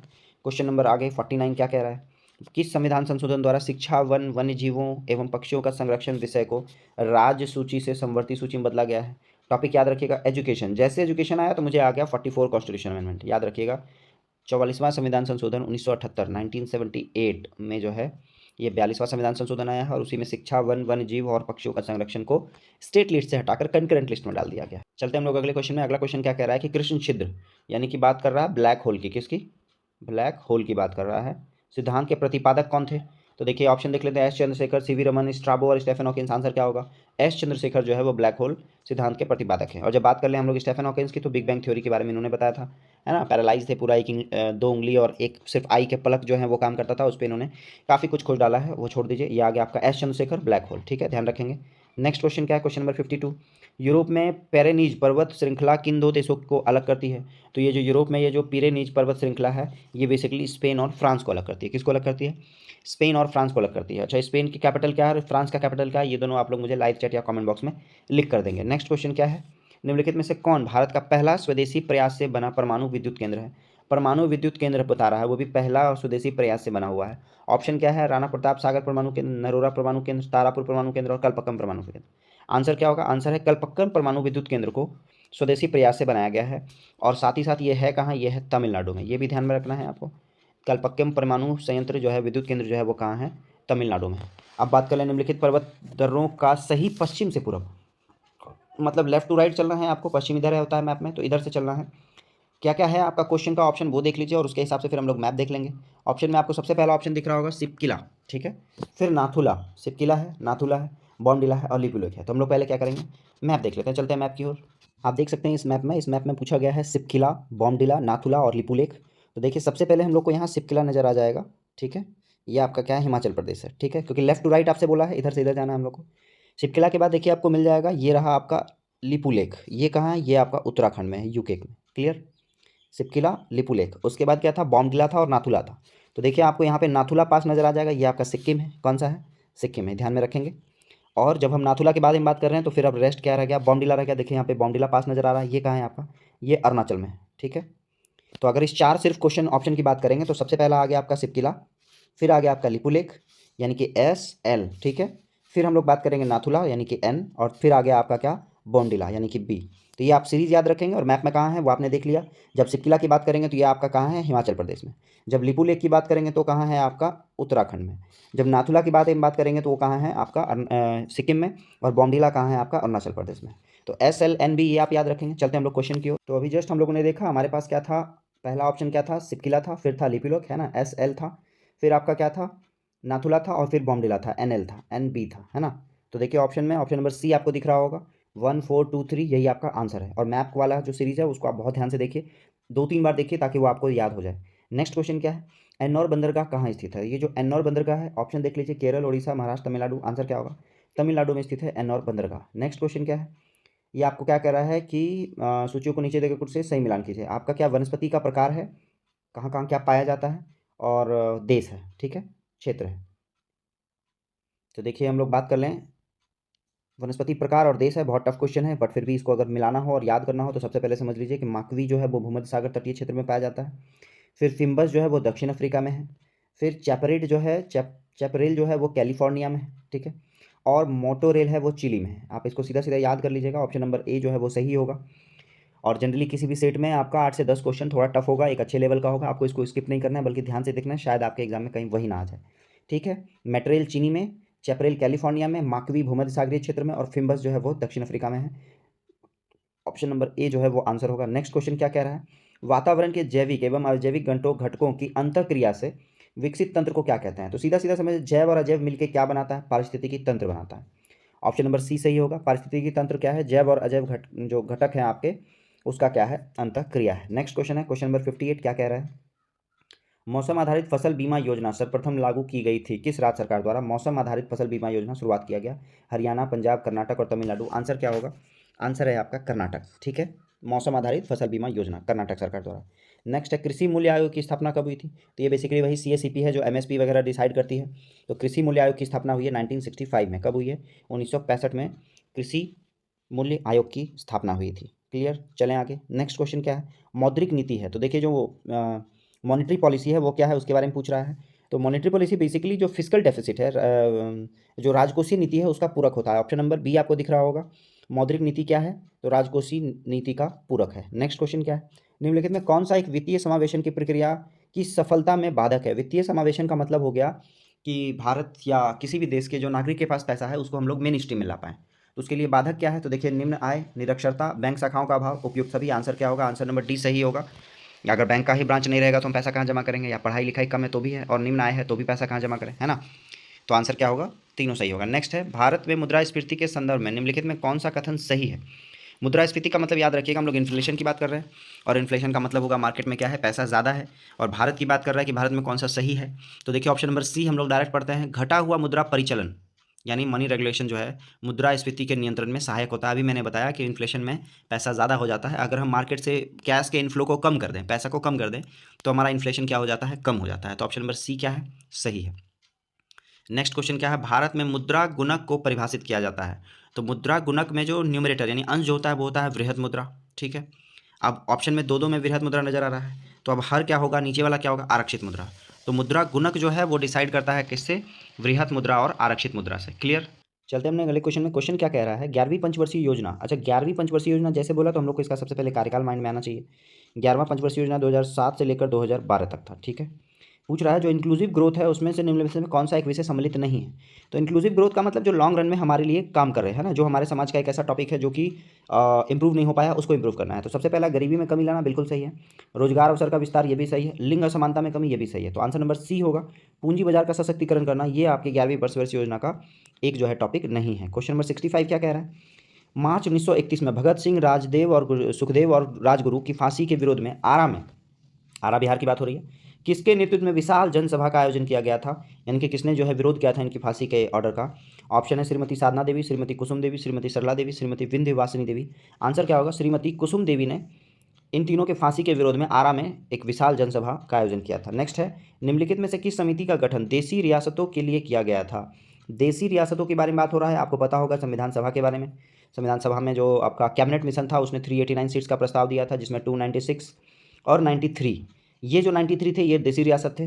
तो शायद उस समय के बारे में बात कर रहा है कि देशी रियासत के लिए किसको जो है वो कमेटी का गठन हुआ था, तो कौन थे, तो याद रखेंगे बटलर समिति, सप्रू समिति, हिल्टन यंग समिति और लेजली स्कॉट समिति। आंसर क्या होगा, बटलर समिति का फॉर्मेशन किया गया था। लेकिन यहाँ पर जो देशी रियासत है वो 1946 का नहीं था बल्कि 1927 का था। 1927 में देशी रियासत और ब्रिटिश सरकार के संबंधों के अध्ययन के लिए किया गया था।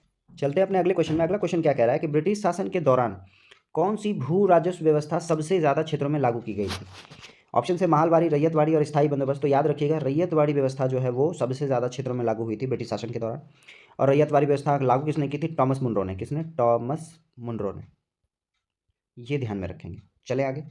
नेक्स्ट क्वेश्चन क्या है आपका, क्वेश्चन नंबर 68, निम्नलिखित विद्रोहों का कालक्रम के अनुसार कौन सा विकल्प सही है।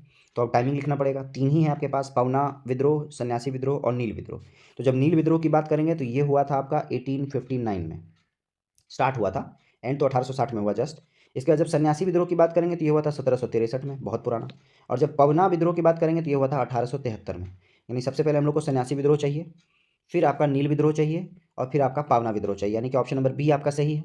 ध्यान में रखिएगा कि जो सन्यासी विद्रोह है वो 1763 की बात कर रहा है, जब नील विद्रोह की बात करेंगे तो 1859 की बात कर रहा है, और जब पावना विद्रोह की बात करेंगे तो 1873 के बारे में बात कर रहा है। क्लियर। चलें आगे, ऑप्शन नंबर बी सही है आपका। नेक्स्ट क्वेश्चन है, भारत में प्रकाशित होने वाले पहले समाचार पत्र बंगाल गजट के प्रकाशक कौन थे। तो आई होप सो ये रिपीटेड क्वेश्चन भी है, और आप लोग को पता होगा कि बंगाल गजट जो है वो जेम्स हिकी, क्या बोलते हैं, J.A. हिकी, इसके संपादक थे। भारत में प्रकाशित होने वाला पहला समाचार पत्र है। नेक्स्ट क्वेश्चन क्या है, अरुणडेल कमेटी 1906 में निम्न में से किसकी सिफारिश की थी। तो ये जो अरुणडेल कमेटी है इसका फॉर्मेशन 1906 में हुआ था, पहले तो ये आप जान लीजिए। 1905-1906 के आसपास बंगाल विभाजन का भी चल रहा था, या बोलिए 1905 में बंगाल विभाजन हुआ, 1906 में मुस्लिम लीग अलग हुआ, 1907 में कांग्रेस का नरम दल और गरम दल अलग हो गया।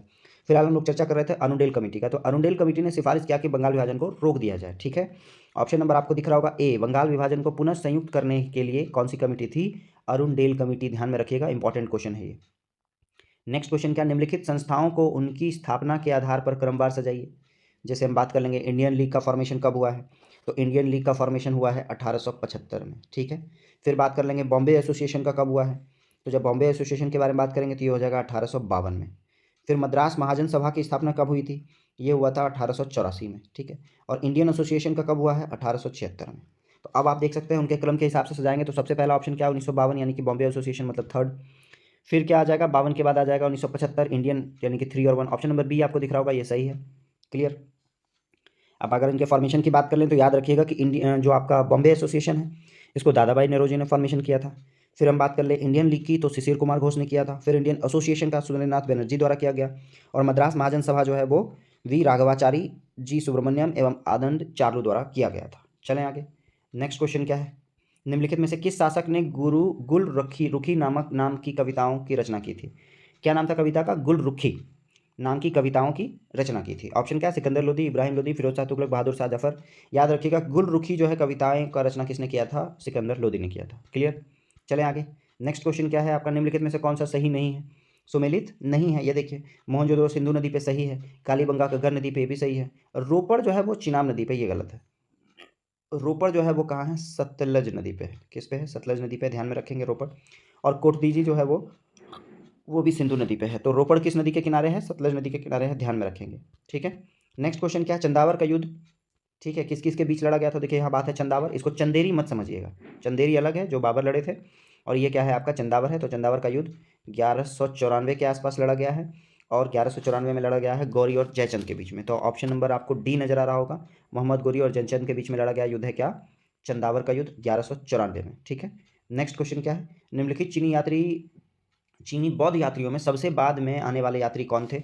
आपका है सांग्यून, हर्षवर्धन, इत्सिंग और फायन। इस क्वेश्चन का जवाब आप लोग मुझे क्या करेंगे? लाइव चैट या कमेंट बॉक्स में डालेंगे। क्वेश्चन नंबर 75 जो हर दिन का लास्ट जीके होगा उसका जवाब आप लोग को कमेंट बॉक्स में देना है। चलते हैं हम लोग अगले क्वेश्चन में। अगला क्वेश्चन कह रहा है 21 संख्याओं का औसत 24 है, पहली 11 संख्याओं का औसत 20 है, अगली 8 संख्याओं का औसत 18 है, तो शेष संख्या कितना होगा? तो देखिए आपको इस क्वेश्चन में ये जो है आपका 11 संख्या और 8 संख्या 19 संख्या, मतलब 2 संख्याओं का आपसे औसत पूछ रहा है। देखिए ओरिजिनल एवरेज क्या है? 20 है, 24 है तो 24 ही रहेगा। अब क्वेश्चन क्या कह रहा है? क्वेश्चन कह रहा है कि 21 संख्या का एवरेज क्या है आपका? 24 है।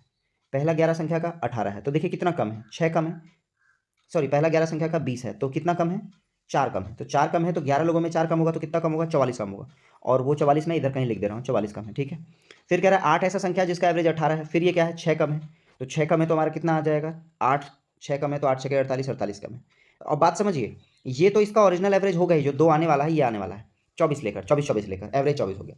साथ ही साथ ये जो आपका घट रहा है, ये 44 कम था 48 कम था, ये भी तो इन्हीं को लाना है।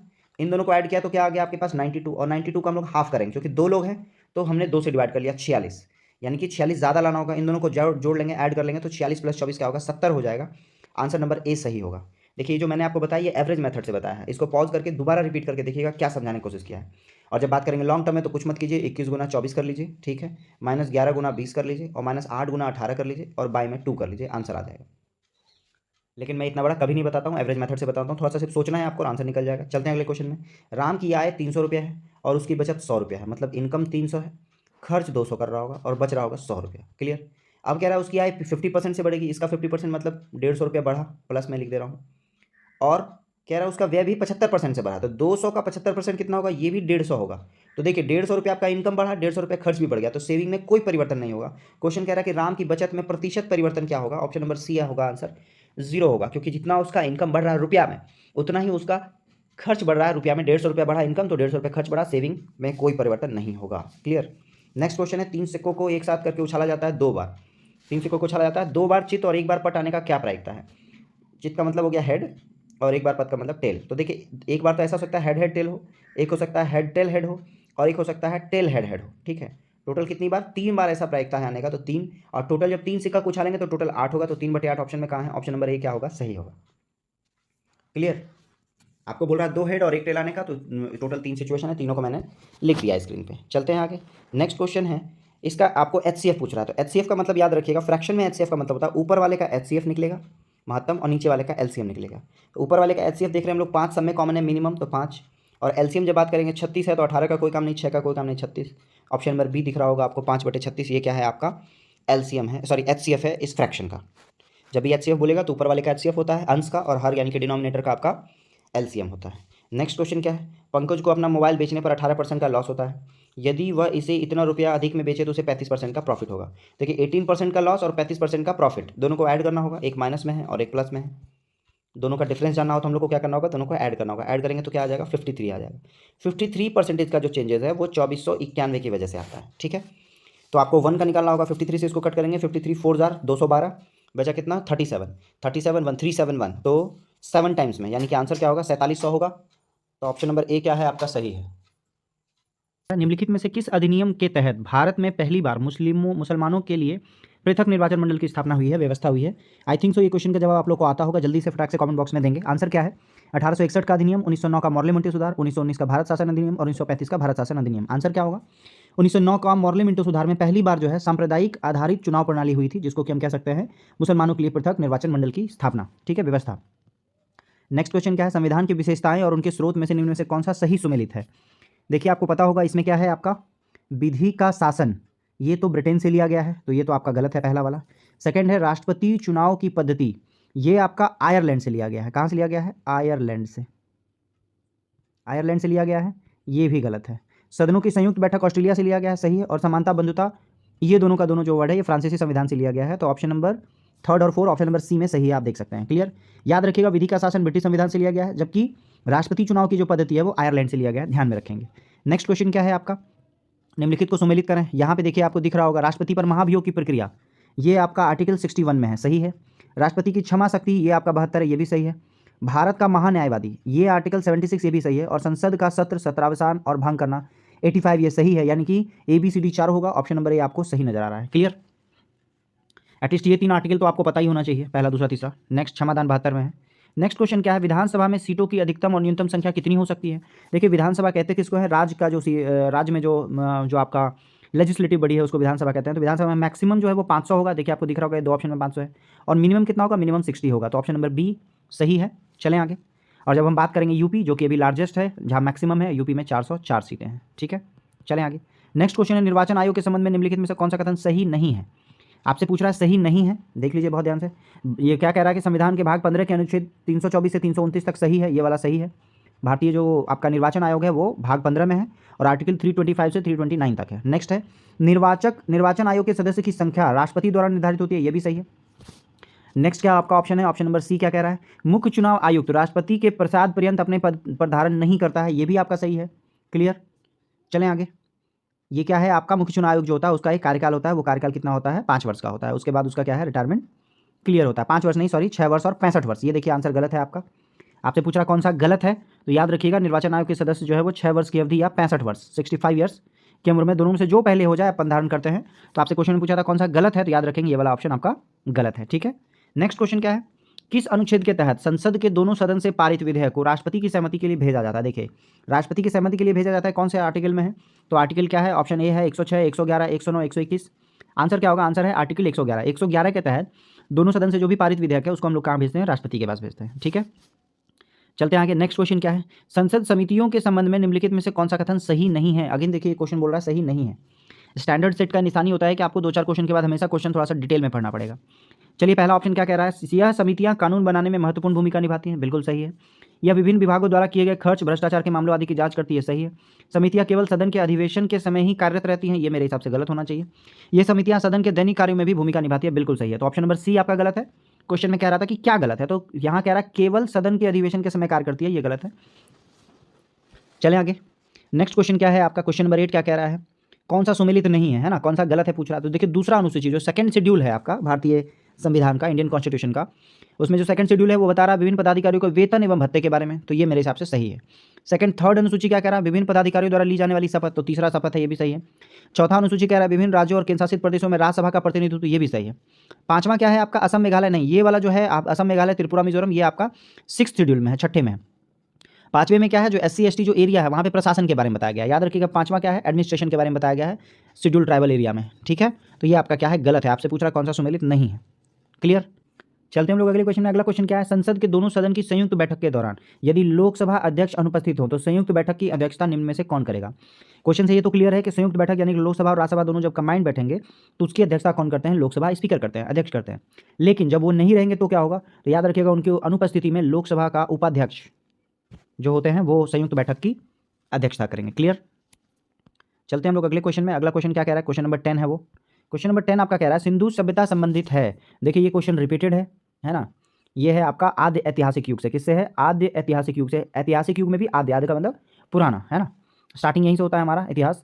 नेक्स्ट आपको कह रहा है कि सही उत्तर का चयन करें। वैदिक नदियां हैं और आधुनिक नाम है उनका, जिसमें देखिए मुझे सबसे जो आसान लगता है सतुद्री। सतुद्री किसका नाम है? सतलज का नाम है, ये आप ध्यान में रखेंगे। और देखिए डी का 4 किसमें है? ये रहा डी का 4, यानी कि ऑप्शन नंबर बी आपका सही होगा अकेला। अब हम लोग मैच कर लेते हैं। फर्स्ट का बी कुंभा यानी कि काबुल। पुरुषनी किसको बोला गया? रावी को बोला गया, यानी कि आपका बी। फिर सदानीरा बोला गया गंडक को, ये सी। ये ध्यान में रखेंगे, सदानीरा गंडक को बोला गया, पुरुषनी रावी को बोला गया, कुंभा जो है काबुल को बोला गया। मतलब ये सारी वैदिक नाम है नदियों के, और ये आधुनिक नाम है, जिसमें कि मुझे एक ही आता, सतुद्री किसको बोलते हैं? सतलज को बोलते हैं। बेसिकली 2 या 3 ही आते, सदानीरा भी आता, पुरुषनी भी आता। क्लियर? तो ऑप्शन नंबर बी आपका क्या होगा? सही होगा। नेक्स्ट क्वेश्चन क्या है? बौद्ध ग्रंथ और उनके रचनाकार से संबंधित कौन सा विकल्प गलत है, आपसे पूछ रहा है। तो देखिए जब बात करेंगे मिलिंद पानो का, तो नागसेन ये सही है, ठीक है। फिर उसके बाद क्या है? माध्यमिका कारिका, नागार्जुन, ये भी सही है। फिर क्या है आपका? अभिधम्ब कोश, ये क्या है? वसुबंधु, ये भी सही है। तो ऑब्वियसली फोर्थ जो होगा वो आपका क्या होगा? गलत होगा। विशुद्धि मग्न, मग, ये जो है लिखा हुआ है किसका? ये लिखा हुआ है आपका बुद्ध घोष का। किसका लिखा हुआ है? बुद्ध घोष का लिखा हुआ है, ये ध्यान में रखेंगे। बुक का क्या नाम है? विशुद्धि मग, ठीक है। और अश्वघोष क्या लिखा हुआ क्या है? बुद्ध चरित है। क्लियर?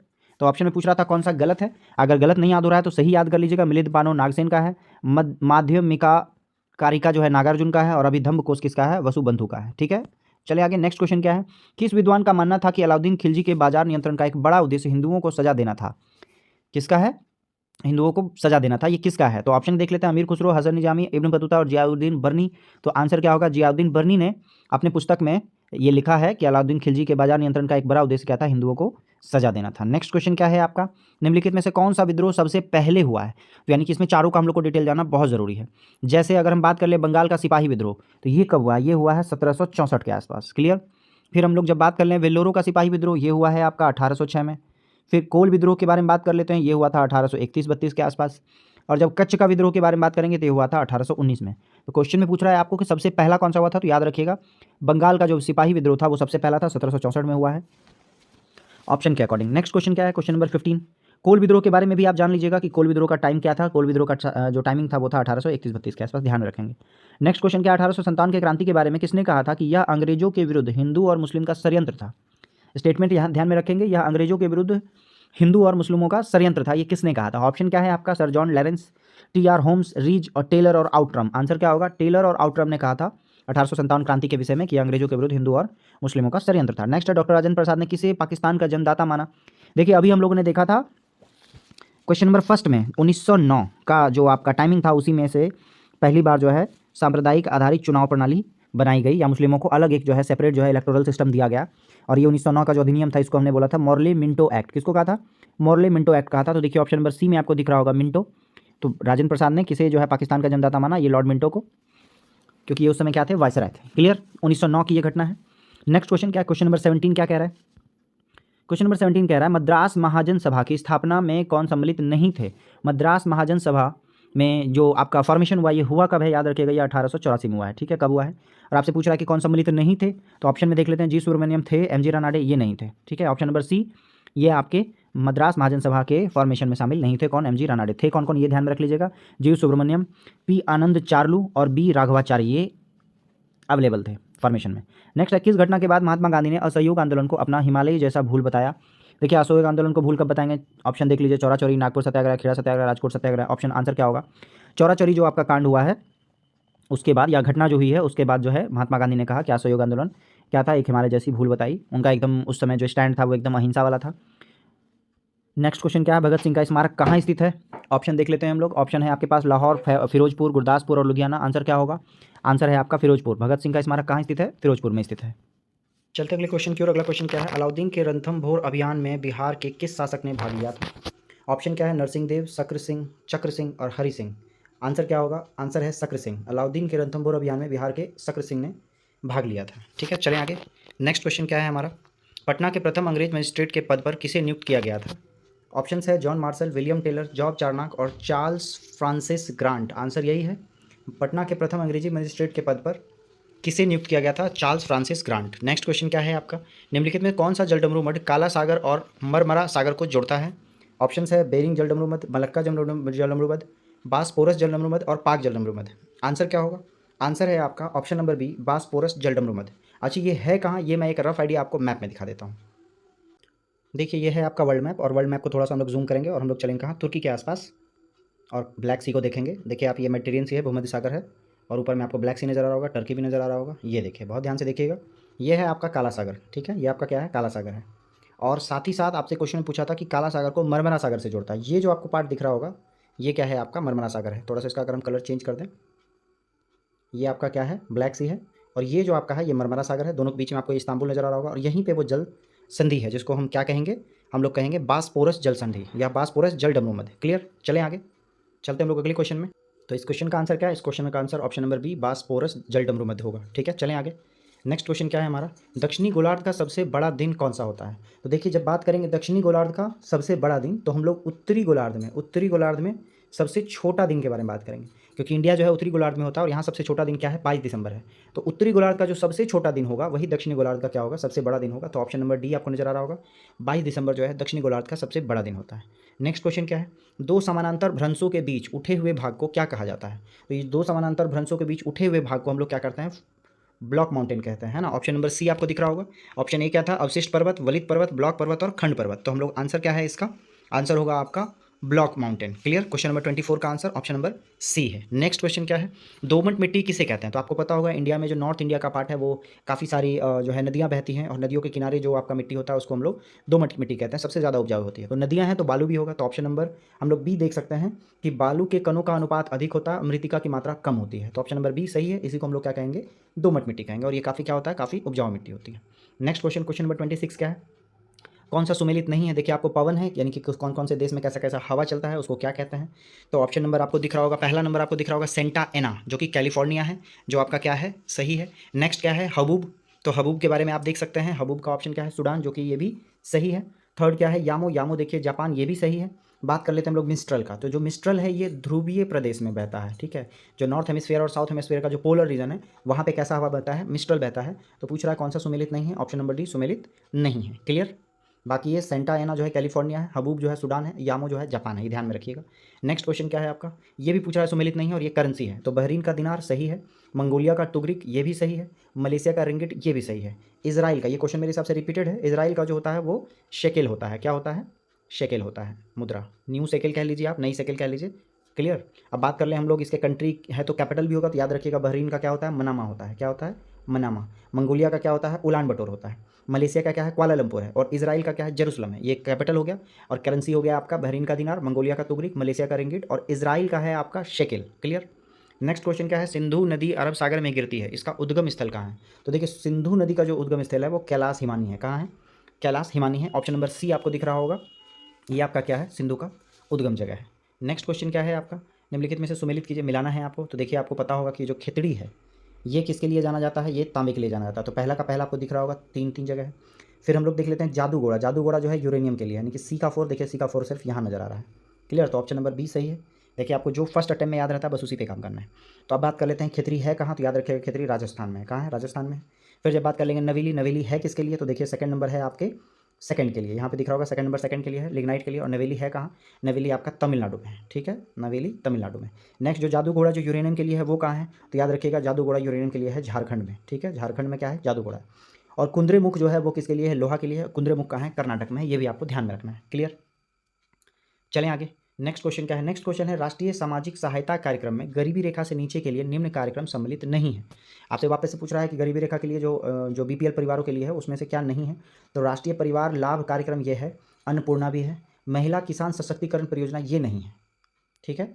राष्ट्रीय सामाजिक सहायता कार्यक्रम में गरीबी रेखा से नीचे के लिए कौन सा कार्यक्रम नहीं है, महिला किसान सशक्तिकरण परियोजना। नेक्स्ट क्वेश्चन है, इनमें से किसने गरीबी निवारण के प्रभावपूर्ण अस्त्र के रूप में स्वयं सहायता समूह के विचारों को दिया। स्वयं सहायता समूह का इंग्लिश क्या हो जाएगा, सेल्फ हेल्पिंग ग्रुप हो जाएगा। सीधा सीधा आपसे पूछ रहा है कि सेल्फ हेल्पिंग ग्रुप के बारे में किसने बताया सर्वप्रथम। तो option number A Amartya Sen, S Chakraborty, Venkaiah Naidu और मोहम्मद यूनुस। तो आंसर क्या होगा, मोहम्मद यूनुस ने सबसे पहले सेल्फ हेल्पिंग ग्रुप के बारे में बताया, इसके यूटिलिटी के बारे में बताया। साथ ही साथ ये है किस देश के, याद रखिएगा मोहम्मद यूनुस बांग्लादेश के हैं, जिनको कि नोबेल पुरस्कार भी मिल चुका है। नेक्स्ट क्वेश्चन क्या है आपका, मध्याह्न भोजन हेतु किसके द्वारा प्रबंध तथा वित्तीय व्यवस्था की जाती है। यानी सीधा सीधा आपसे पूछ रहा है कि जो मिड डे मील की व्यवस्था जो होती है उसमें जो है पैसा कौन देता है। क्लियर, तो कौन देगी? शिक्षा विभाग देगी। शिक्षा विभाग को क्या कहते हैं? देखिए ऑप्शन नंबर डी आपको दिख रहा होगा, मानव संसाधन विकास मंत्रालय द्वारा जो है वो दिया जाता है मिड डे मील के लिए। जो वित्तीय व्यवस्था है, प्रबंधन है, सारा कुछ मैनेजमेंट और फाइनेंशियल जो है सारा कुछ कौन देखता है? मानव संसाधन विकास मंत्रालय देखता है। ठीक है, क्वेश्चन नंबर 33 क्या कह रहा है? समन्वित बाल विकास परियोजना के अंतर्गत निम्नलिखित में से कौन सा एक सम्मिलित नहीं है? तो देखिए जब समन्वित बाल विकास परियोजना के बारे में कहेगा तो पूरक पोषण है, टीकाकरण है, पोषण एवं स्वास्थ्य शिक्षा भी है, परिवार नियोजन नहीं होगा। आप ऑप्शन देखेंगे तो आपको समझ में आएगा। बाल विकास के बारे में कह रहा है, परिवार नियोजन है, तो ये आपका क्या है? सम्मिलित नहीं है, ये आपको ध्यान रखना है। क्लियर? चलते हैं आगे। नेक्स्ट क्वेश्चन क्या है? भारत में सामुदायिक विकास कार्यक्रम कब स्टार्ट हुआ? तो देखिए ये क्वेश्चन रिपीटेड है और जो एकदम ध्यान से देख रहे हैं उनको ये क्वेश्चन याद होना चाहिए। ऑप्शन है 1 अप्रैल 1952, 2 अक्टूबर 1952, 31 मार्च 1952 और 31 अक्टूबर 1952, यानी कि 1952 में स्टार्ट हुआ है और गांधी जी के जन्म से स्टार्ट हुआ है। तो ऑप्शन नंबर सी आपको दिख रहा होगा, 2 अक्टूबर 1952 को भारत में सामुदायिक विकास कार्यक्रम की शुरुआत हुई है। चलें आगे। नेक्स्ट क्वेश्चन क्या है? काली क्रांति संबंधित है। ये क्वेश्चन आपको एकदम बिल्कुल कमेंट बॉक्स या लाइव चैट में देना है। काली क्रांति का संबंध किससे है? मत्स्य उत्पादन, कोयला उत्पादन, कच्चा तेल उत्पादन, सरसों तेल उत्पादन। ऑप्शन नंबर सी आपका सही होगा। कोयला उत्पादन जो है वो किससे संबंधित है? काली क्रांति से संबंधित है। नेक्स्ट क्वेश्चन है ग्लोबल हंगर इंडेक्स यानी भुखमरी वाला इंडेक्स में 2023 में भारत का स्थान क्या है?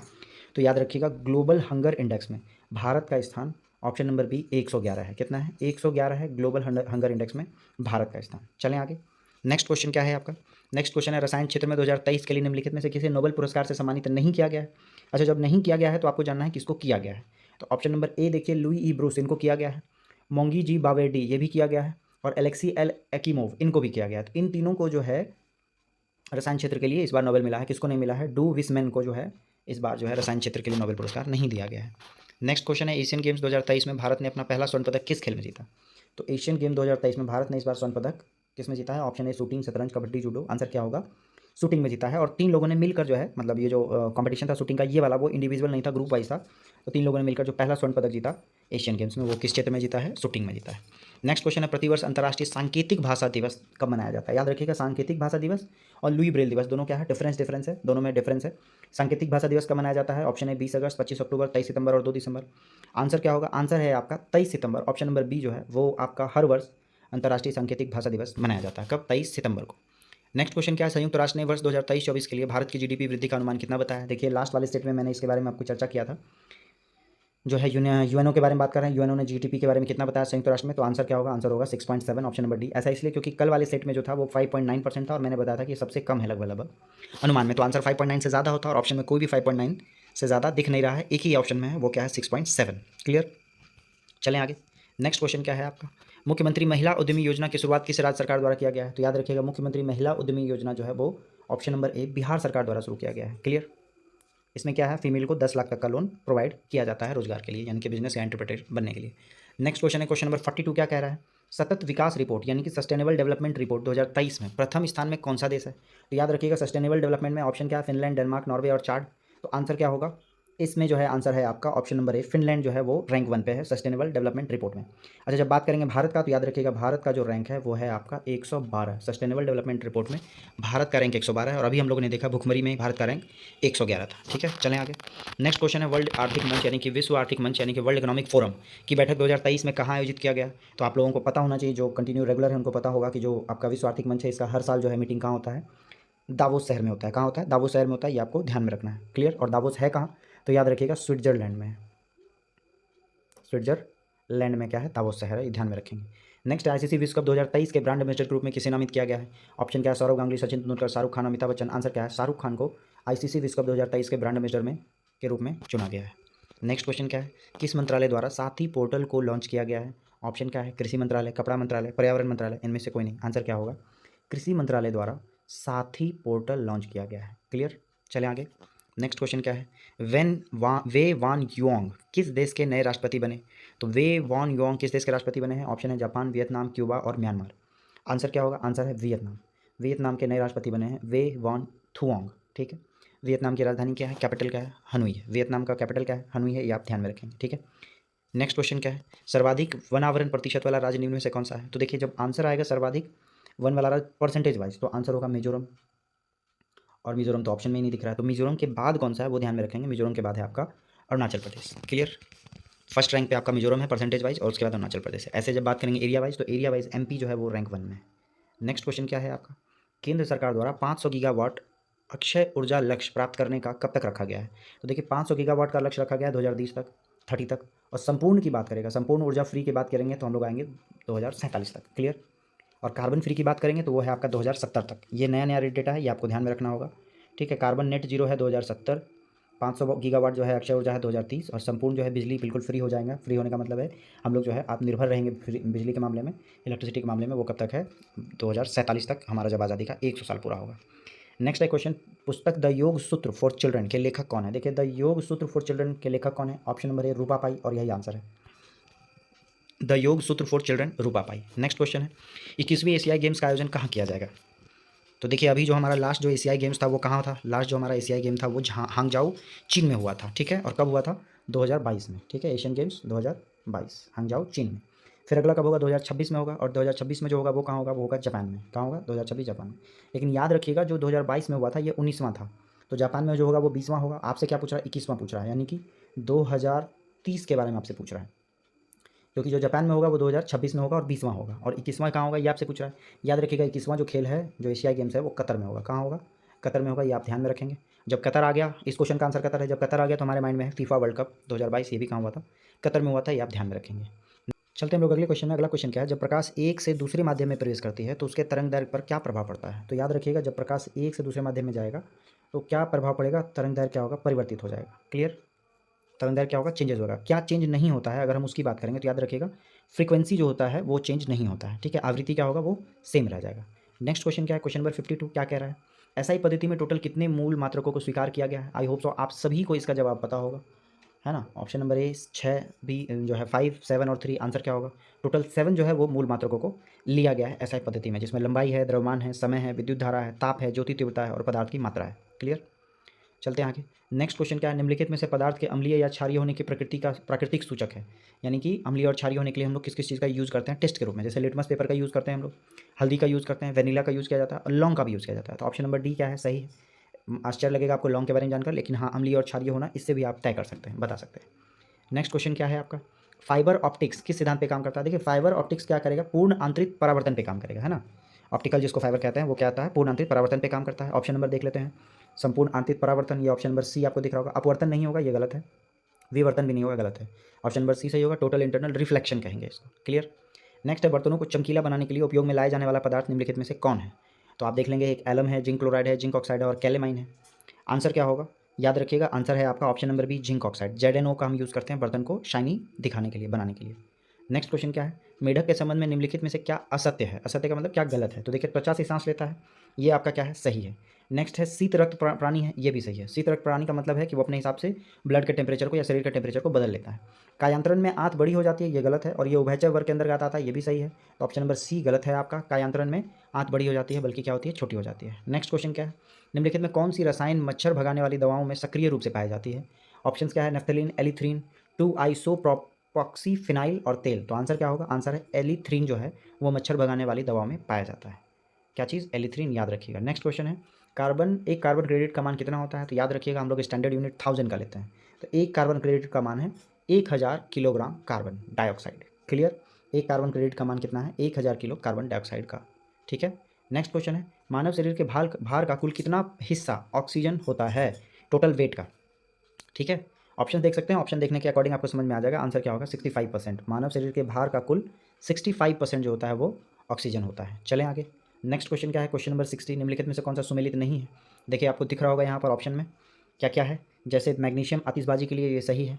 ठीक है, ये याद भी करते जाना है आपको, सिर्फ देख के आगे नहीं बढ़ना है। मैग्नीज जो है फर्टिलाइजर है, ये भी सही है।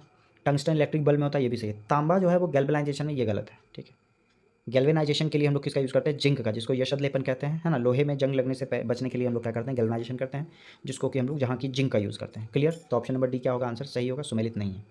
नेक्स्ट है, फास्फोरस का कौन सा अपरूप अंधेरे एवं वायु में रखे जाने पर स्वतः जल उठता है?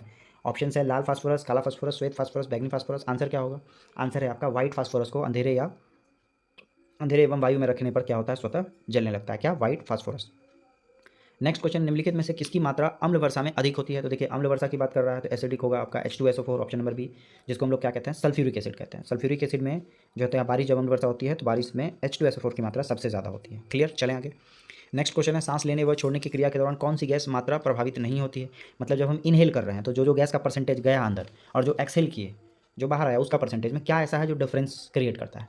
तो देखिए जब अंदर जाएगा तो जल वाष्प अंदर अलग मात्रा में जाएगा, बाहर अलग आएगा। कार्बन डाइऑक्साइड भी अंदर जाएगा, जो है कम जाएगा, बाहर ज़्यादा आएगा। ऑक्सीजन का भी चेंजेस होगा, नाइट्रोजन चेंज नहीं होगा। ऑप्शन नंबर बी याद रखिएगा। जब आप सांस लेंगे और सांस छोड़ेंगे तो नाइट्रोजन की मात्रा जितनी जाएगी उतनी ही बाहर भी आ जाएगी। ऑप्शन नंबर बी आपका होगा। नेक्स्ट है, मानव शरीर में पाई जाने वाली सबसे छोटी हड्डी कौन सी है? ये भी आपको पता होगा।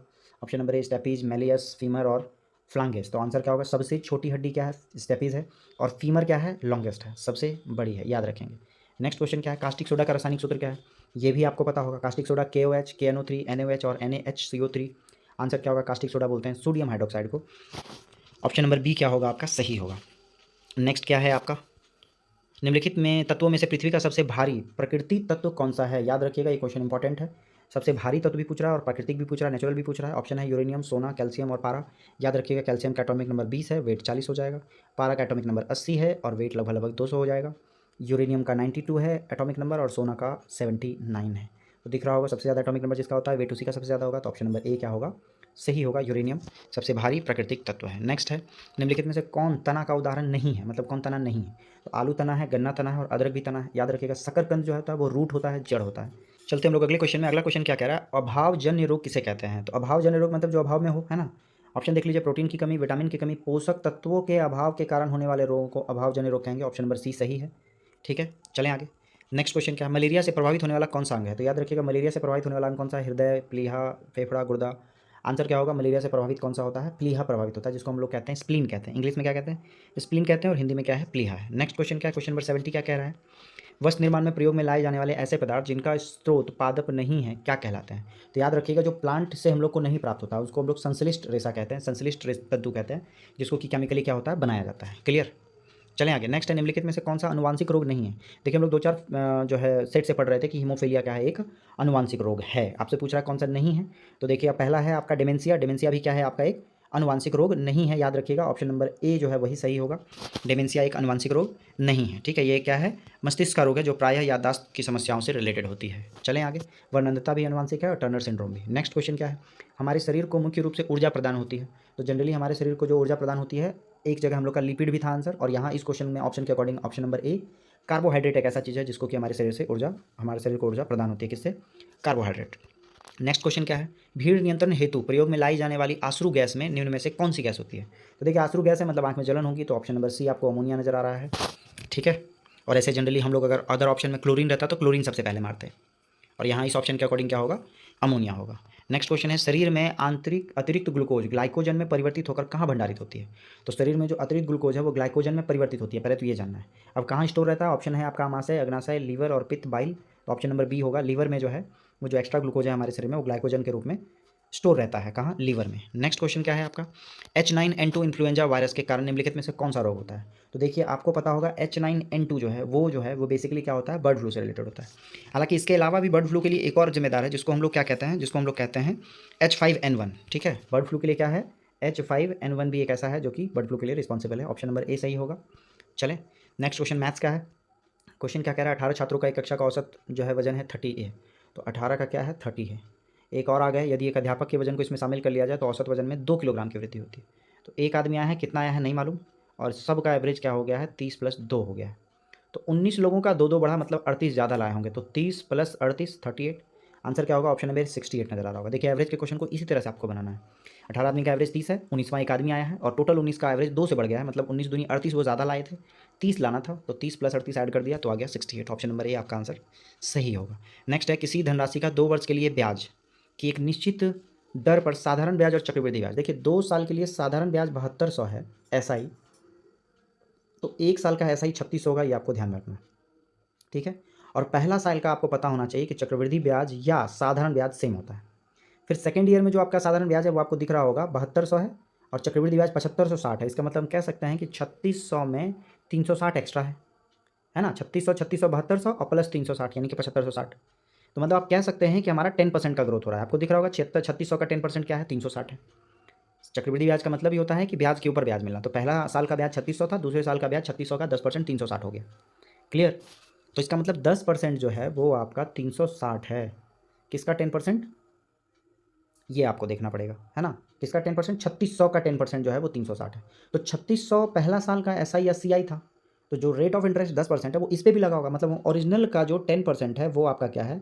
3600 है। तो ओरिजिनल क्या होगा, 3600 पे एक और जीरो बिठा दीजिए, 36,000। ऑप्शन नंबर बी है और वो आंसर आपका सही है। जो अभी क्वेश्चन बताया मैंने, इसको वापस से बैक कीजिएगा और आराम से सुनिएगा, आपको क्लियर हो जाएगा मैंने क्या बताने की कोशिश की है। नेक्स्ट क्वेश्चन क्या है, दो प्रकार का चावल है, 20 रुपये और 40 रुपये। देखिए इसको हम लोग दिख रहा है ये, इस नए मिश्रण को 32 रुपये प्रति ग्राम निर्धारित किया गया है, मतलब आपको एलिगेशन से बनाना है। एक 20 रुपया है, एक 40 रुपया है और इसको 32 रुपये पर निर्धारित किया गया है। किस रेशियो में बेचा जाएगा, तो इसको इधर घटा के लिखेंगे और इसको इधर लिखेंगे। जब 40 से 32 को घटाएंगे तो हमारा वैल्यू आ जाएगा 8, और जब 32 से 20 को घटाएंगे तो हमारा आ जाएगा वैल्यू 12। कट करेंगे 4 से तो 4 दूनी 8, 4 तिया 12, यानी आंसर क्या होगा, 2:3 होगा। कहाँ है, ऑप्शन नंबर सी आपको दिख रहा होगा, 2:3 ये आपका एग्जैक्ट करेक्ट है, जिसको हम लोग कहते हैं एलिगेशन मेथड। ठीक है, तो चलिए आई होप सो आप लोगों को सेट में मजा आ रहा हो। All of you all the best, have a nice day, good night, take care.